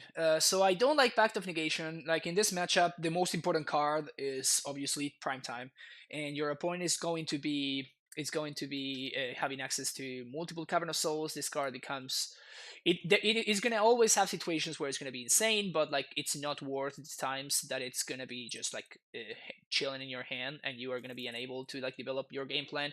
Same thing with Mystical Dispute. I don't think this card is very good. And we're trying to maximize speed. We're not trying to do the explore thingy in this matchup. I like to keep a high number of lands, and Azusa is obviously your best card in the matchup. I mean, second to Primeval Titan. But yeah, we always want to have access to Raminap slash Azusa slash Ghost Quarter, or in this case, we also have access to Tech Edge, which is nice. In fact, Mojuki Bog is one of the ways to stop this combo from our opponent. But yeah, on the draw, I like Dismembers. On the play, I don't like Dismembers so much. A Pack for Tracker and OP obviously have Stroke Up. Yep, you do Pack for Tracker a non-zero amount of the time.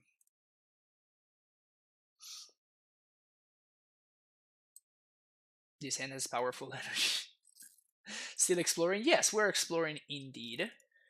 This is the list that I am considering playing at GP Austin. I'm trying to find what those last couple of slots are gonna be, but it's looking very promising. I've been doing pretty well. This main deck is just the nuts, honestly. The idea of trying to maximize castle and play explore, it's pretty sweet. Pretty sweet. It's been working out for sure.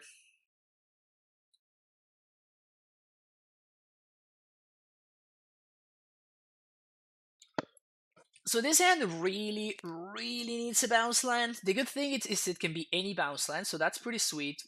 And also, if we find it, unless my opponent has a better hand than this, which doesn't seem particularly likely, we're gonna be very far ahead. Counter magic doesn't really affect me, which is also a plus. That was a terrible draw, though. That was another terrible draw. Maybe actually, maybe that was a mistake. Because now I'm exposing my amulet to a Rex Sage. Yeah, maybe I should have just held the amulet in hand, knowing that that I'm drawing Cavernous Souls, right? Knowing that I'm drawing the basic force. I mean, um, yeah, feels bad, man. My opponent seems to be in the same situation that I'm in, where we're both like struggling to find a bounce. I'm definitely holding on to this amulet for sure. But yeah, we definitely seem to be both struggling to find a bounce land, and whoever finds a bounce land first is probably going to win this game. That's an Azusa. It's not a bounce land.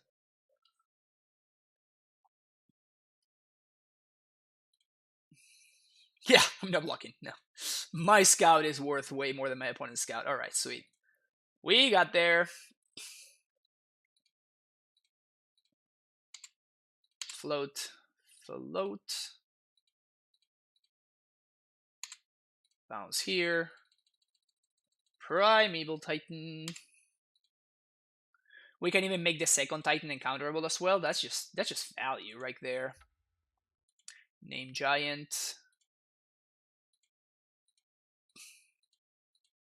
Still playing around my opponent's non-existing counter magic.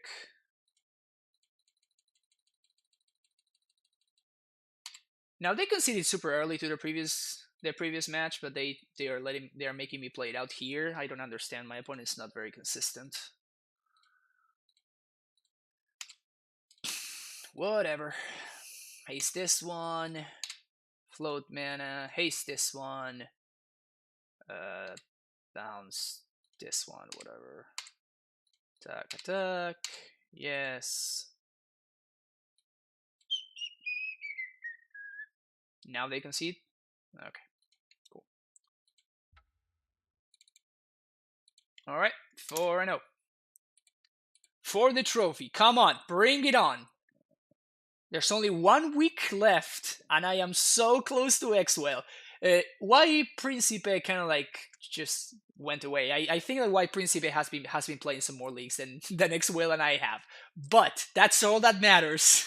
For whatever reason, we kind of created this like stupid trophy race, and all that I want is just pass him. That's all that matters.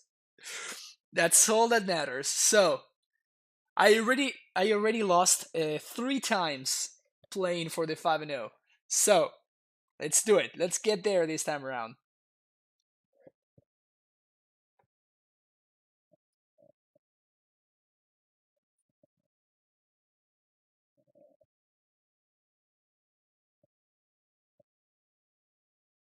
Still can't wrap my head around those steerings. It finds everything.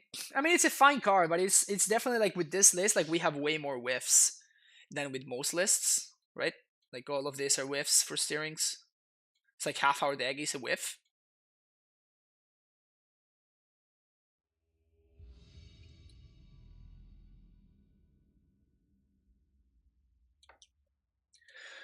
All right. Modo trying to find blue-black mill. Oh, that's totally gonna happen right now, right? Or we're gonna get delivered these kind of hands, which we just cannot keep, unfortunately. Well, this one we can keep. I think I'm actually going to ship the basic forest.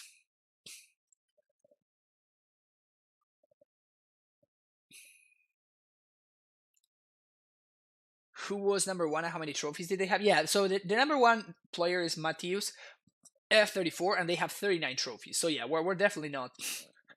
I'm not racing that person. They are way ahead of me. So yeah, this is a fine keep though. I like this hand. Opponent moves to 5. That's either a great thing or a terrible thing for us. Because he could be Dredge, which would be a great thing for us, or it can be, you know, like meme form again. Oof. I guess we have to find the prime time here. Like we're more likely to find another bounce than we are to find another Titan.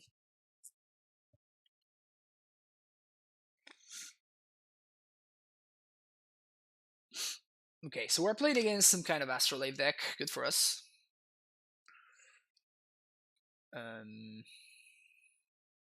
This turn we can actually do some nice things here.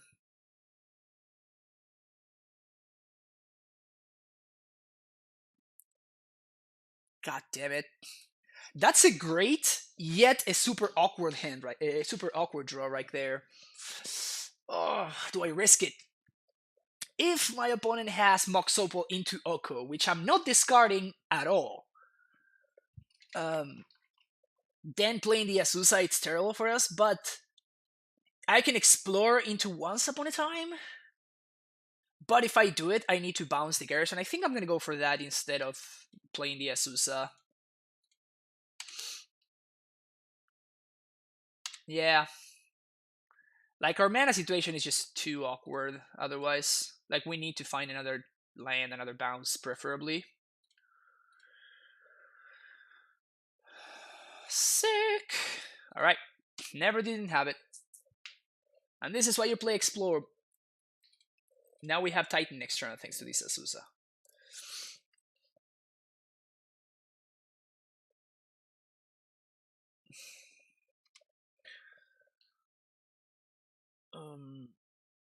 Country sucks in 2020, just mulligan. That's actually not crazy, honestly. That's not a crazy way of seeing this.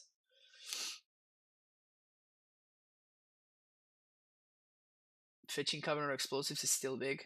Yeah, that's fair. So my opponent could have counter magic in hand.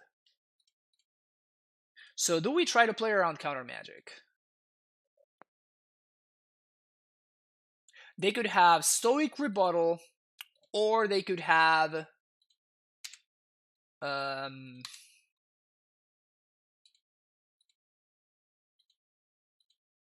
they could have the one that is amuLIT, but I think I kind of have to go for it.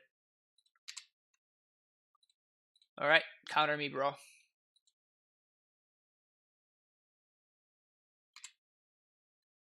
Yeah, this is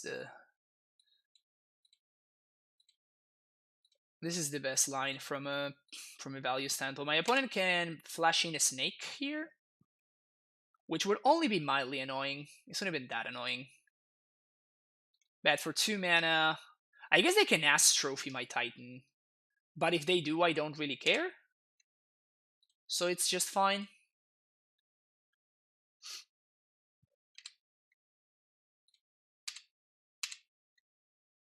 Alright.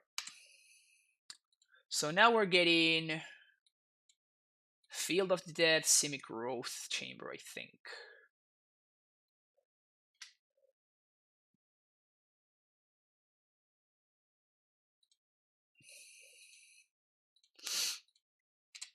And I'm gonna bounce the Forest, I guess? Yeah, I have no packs to pay for. Like, basically in land, we could have bounced a Field of the Dead there, it just doesn't really matter what we bounce there. Alright, so no Snake. So I guess my opponent might have Oko. But Urza is not even that good on this board. There's the Oko, we don't really care, it's too late for that guy. They would have had counter Asus, I think. I'm not so sure, Ruliborn.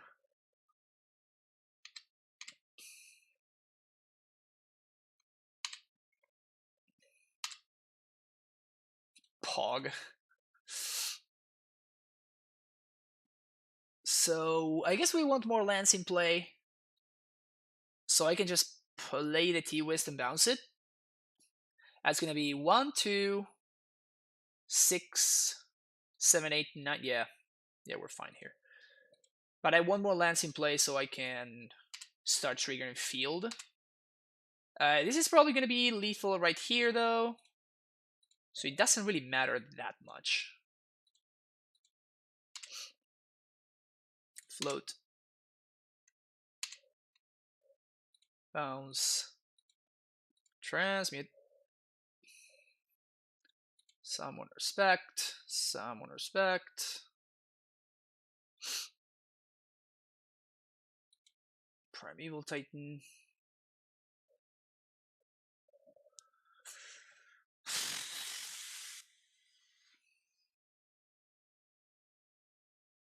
I guess we do play around the mana leak. Yeah, okay, let's play around that mana leak card.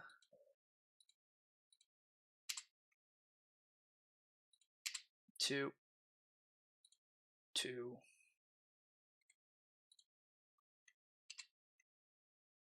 Hold this up.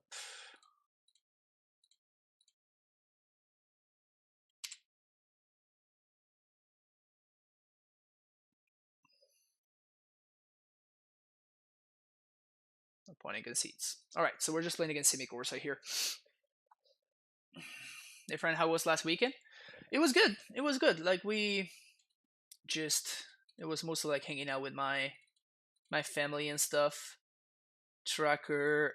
Force of Vigor is actually a card that I don't really love against this kind of deck, which is weird because they are an artifact based deck, but it's just not very good. Explosives is great because of Ashiok and Oko, I guess. This member is decent on the draw because it stops an early Emery. I don't really like Pact of Negation. I'm bringing in a bunch of counter magic already. We can take a Radiant Fountain. I actually keep in Ghost Water because it's a way that we can stop the cryptic command loops. Always going to have Mr. Riddick in the deck. Miss the boy. I was always never like that big of a fan of Rudikthar. Like he's alright, but it's not like insane or anything. He's just fun, but it's not that very good. So make a thought experiment where every time we draw explore, we associate if it seems better than steerings. Yeah, that's actually what I did that one time, like the first time that I tried it, and it was consistently worse than steerings. But that's because this card had not been printed yet, or it had not been, at least it had not been widely adopted, and we were only playing 28 lands, so those are two big strikes against explore. Now whenever I use explore, it's actually consistently very, very, very good.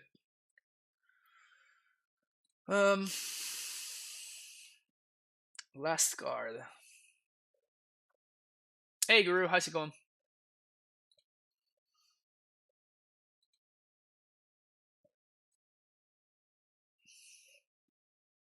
I'm honestly not even sure we should be playing Rex Sage. The main thing I've been destroying with Rex Sage is the Ursa token. That's been the main target for Reclamation Sage.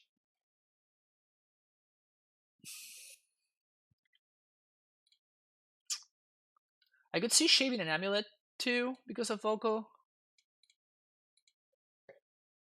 Let's try it like that. I don't love shaving the fourth amulet. Maybe we could be shaving something else. Alright. I like this hand. If my opponent doesn't play anything too good on turn 1, we can play the Burning Pool and Shock. All we need to draw is lands, basically. If they have an explosive start, I can just let it go. Yeah, so they have Goose, so I'm going to play Burning Pool tapped.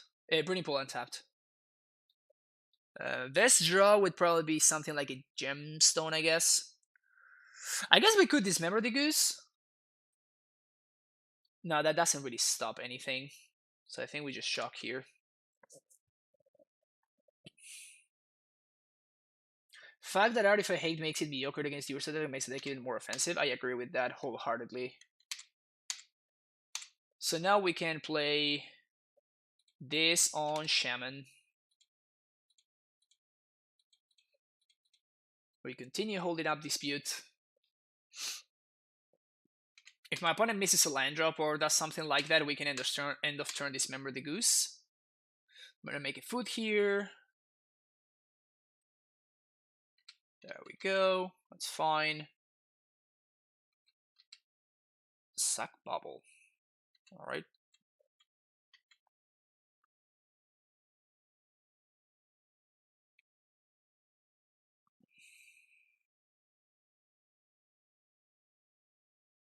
They're doing the thing here.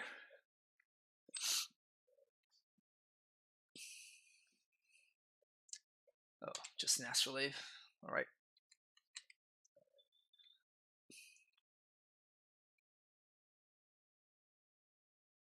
We really need to find the bounce land. If we don't find the bounce land, we're gonna be in a lot of trouble, actually. Which really sucks.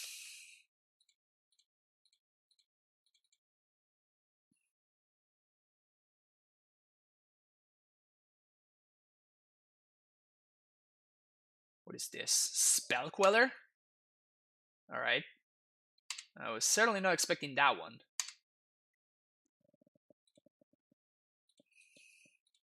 Play Amulet, pass the turn. We really need a bounce land. Really need that bounce land. If we find it though, we're gonna be in an amazing spot. Stoneforge Mystic? Alright, so what the hell is my opponent doing over there?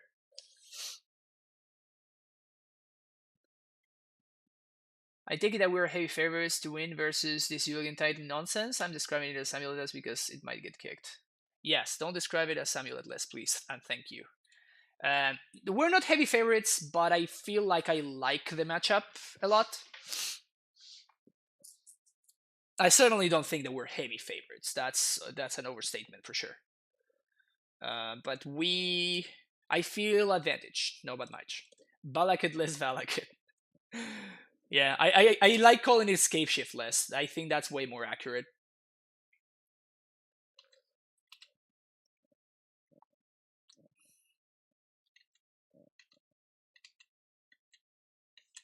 All right. So if we draw a bounce line, I think we win this game.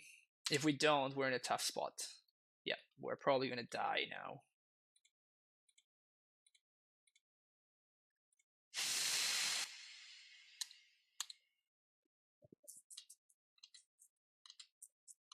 Very likely to die here. Also, my opponent has a Cryptic Command in hand, which really sucks for us. No shift. Yeah, so they're going to crack Stoneforge, equip the Queller.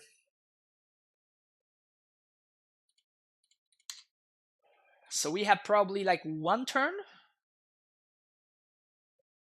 We have one turn exactly to draw. Wait, what?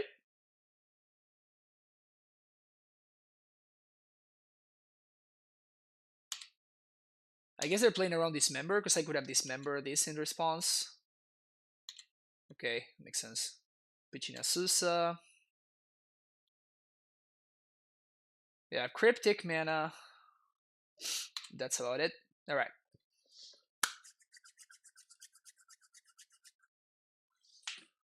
Give it to me. Go! Ah. So close. We were so close. Probably have one more turn.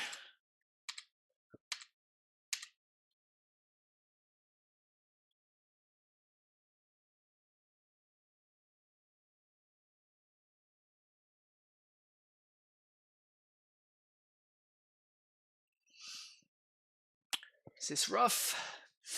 Oh, that's brutal. Oh, that's so bad for us. Whew.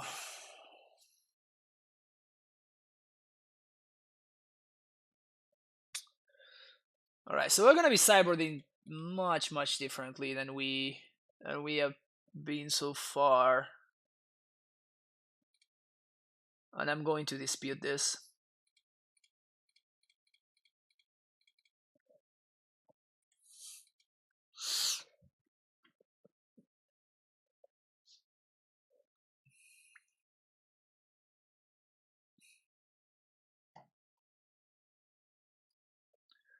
This deck is very different to what I was expecting.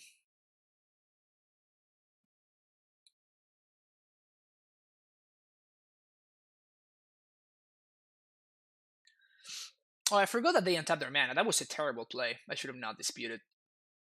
Oh, I guess I didn't really have a choice. Like, what am I disputing otherwise?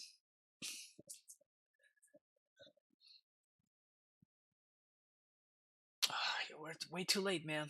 You're way too late. Alright, we can just ship it. That was brutal. Alright, now we're gonna sideload properly. So we actually do want our dismembers. We actually do want this Force of Vigor. Mystical Dispute not looking as hot. Castle also not looking as hot.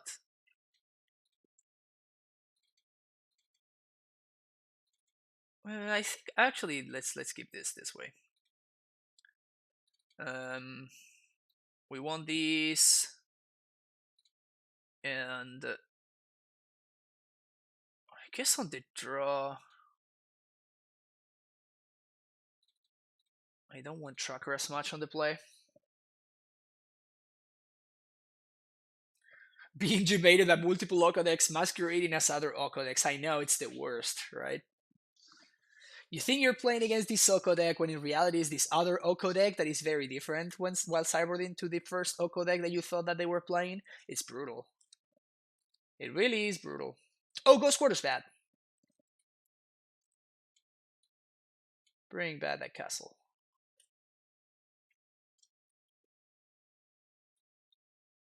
Did I get there? Yes. Alright, bring it on.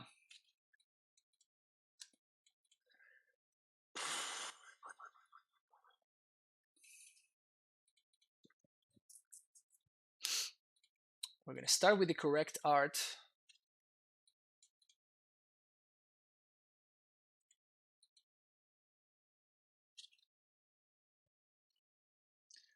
So my opponent is basically mixing up Urza with like Stoneblade, but like Bant Stoneblade. It's kind of weird, honestly. Maybe it works. Turn 1 no play is great for us. I really wonder how many artifacts they play, though.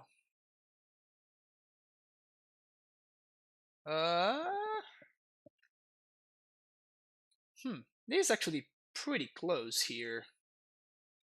Is it likely that my opponent might play something relevant next turn that I can counter? I guess it's worth it 2 damage.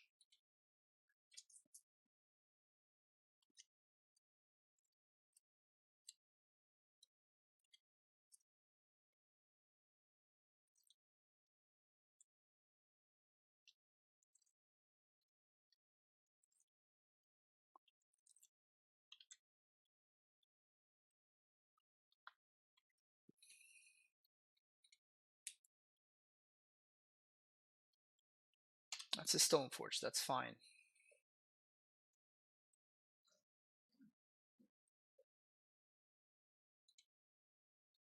It's a sword, that's potentially problematic.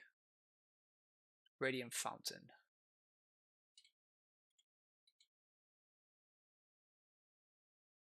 The bad thing here is that my opponent is not going to tap out for anything.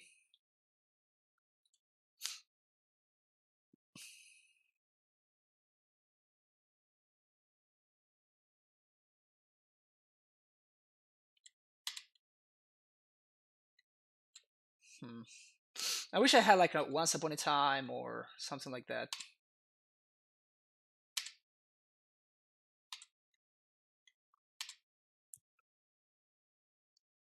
Do I go for Titan? So they can only have Disdainful Stroke?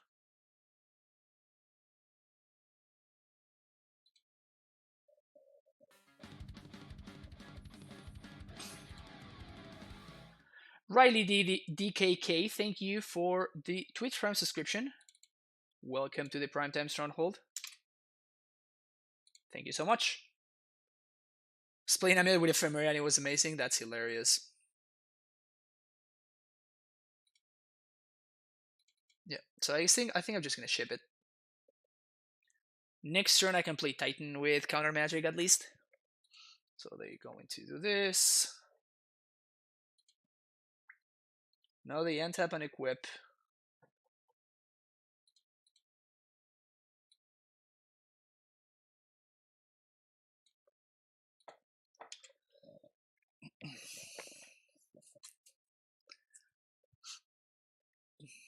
Mox Opal. Okay.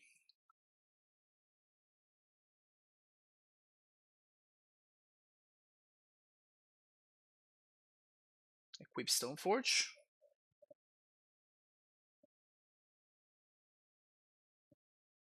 Seems weird to use the Mopal here to equip the Stoneforge.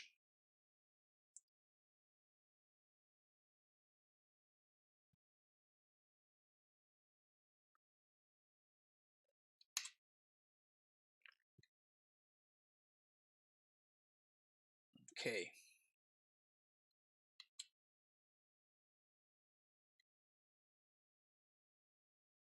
We have one food.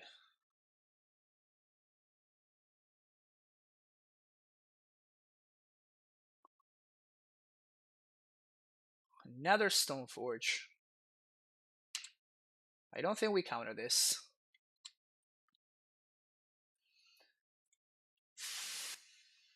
Sinew and Steel. Okay. That's a weird card to have. Or whatever.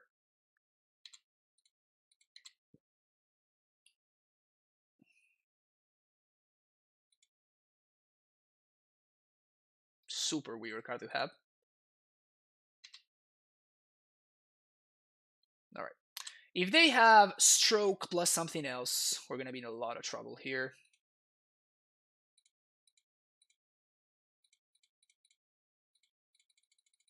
Like Stroke plus Spell Queller would be the worst possible scenario. Wait, just snap resolved. Alright. So, Tuluria West and Boros Garrison?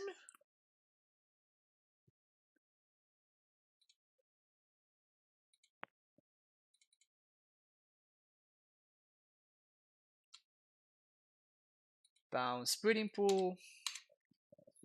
Still holding up Dispute.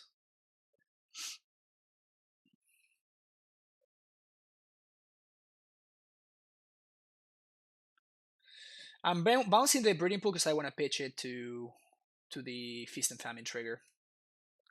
And next turn we can Explosives on 3. That's why I got the Boros Garrison here. I think that's going to be my line. I'm going to try to Explosives on 3. I could Explosives on 2, but that only blows up to Stoneforges. So I'm not too hot on that. 1, 2, 3, 4, 5, 6. It's a lot of mana. Alright. This is fine. Something else that I can blow up with this. But the effect doesn't really matter.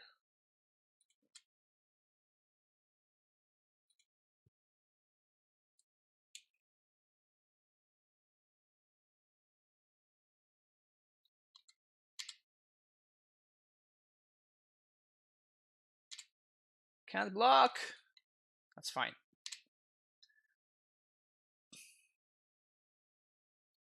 It's just an artifact and a planeswalker.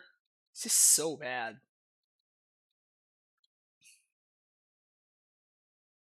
This is not a good sword.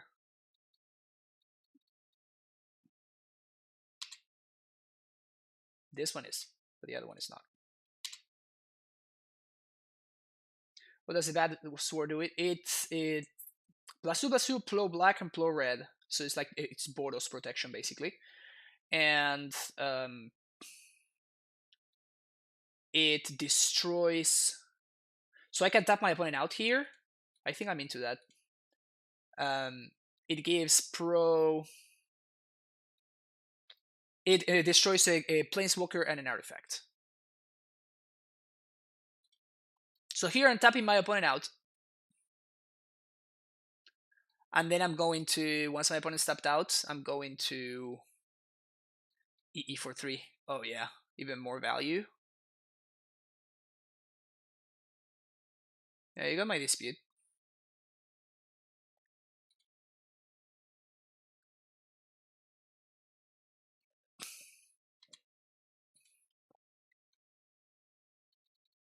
So unless my opponent's card are blue card +4s, we should be fine here.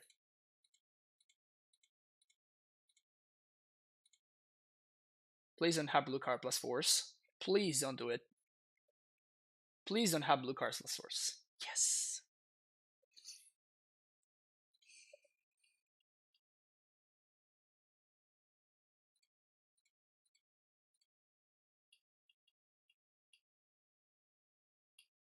And I guess I want to get in some damage, don't I?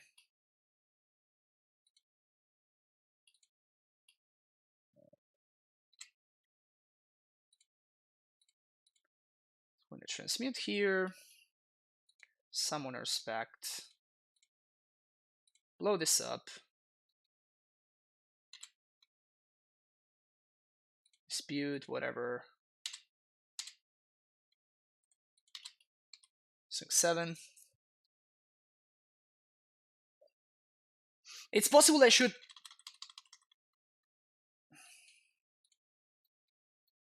Yeah, it's possible I should have packed it there.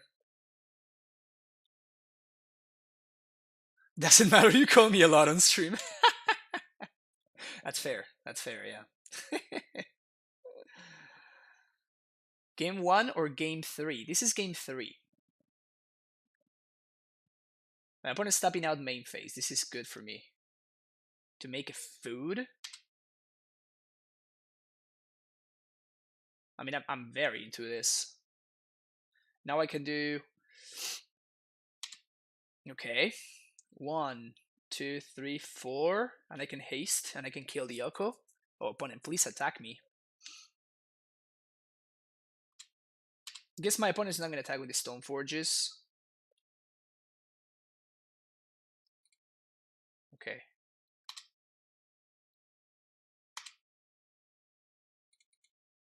They didn't have force plus blue card last turn, so this should be good. Now we're doing 1, 2, 3, 4, 5, 6.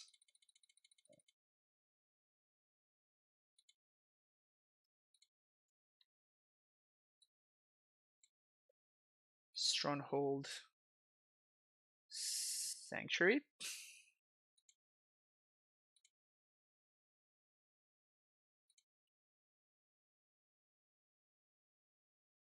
Guess I'm gonna hold the Azusa. Yo! Hey Caleb, how's it going? Thank you so much for the raid. Welcome everybody from Caleb's stream. We're casting some Primeval Titans. And we're beating down on some unsuspecting Bant, Snow, Urza, whatever opponents. The bad matchup boy is raiding us, so yeah. Yeah, so we're just gonna get in there. If we attack all at them, they have 1, 2, 3, 4, 5, 6, 7. So they take 1, 2, 3, 4, 5, 6, 7, 8, 9, 10. So we don't have lethal, so I guess that we really want to clear the Yoko then. So attack Oko, that forces double chomp. We attack them. And I guess we attack Oko, Oko. So this is 8. Let's say that my opponent puts both of these, then 3 goes through, and then one of these goes through. If they block here and here, yeah, so this is the best attack. So my opponent blocks here, because it's a free block for them. But I get to attack them for 2. So this is at them, this is at them, this is a Oko, this is a Oko. Is there any way that my opponent can... So they block here, here, that's 3. Yeah, I don't think there's any way they can save their Oko, am I right? Block here, 1, 2, here, 1, 2, here. Yeah, there's no way they can save the Yoko if I attack like so.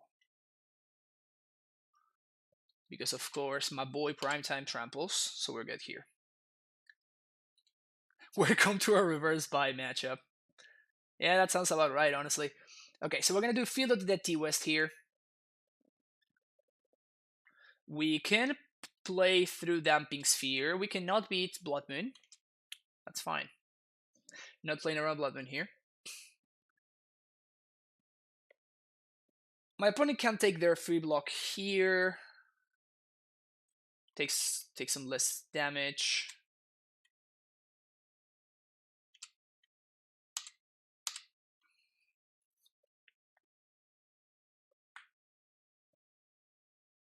We do have a solid amount of Sumbos though. Just probably not easy for my opponent to beat. 1, 2, 3, 4. Third Oko, Damping Sphere. Sure, we can beat that one. Easy.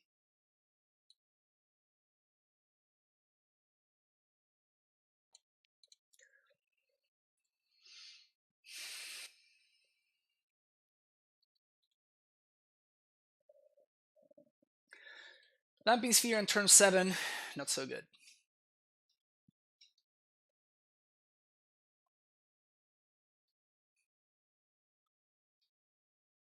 We might get there, folks. We might get there. Opponent with this low roll concession. There's no way they can present lethal here, though, because they play the Damping Sphere first, so now they don't have Cryptic mana, which is hilarious. Well, I guess they do. There's a Moxopal there. Our Storm was the good guy this SCG because they finish games quickly. 5-0, baby, 5-0. Man, this one took a long time to come. I didn't play that much. I think I played like 6 or 7 leagues, but I just could not for the life of me 5-0-1.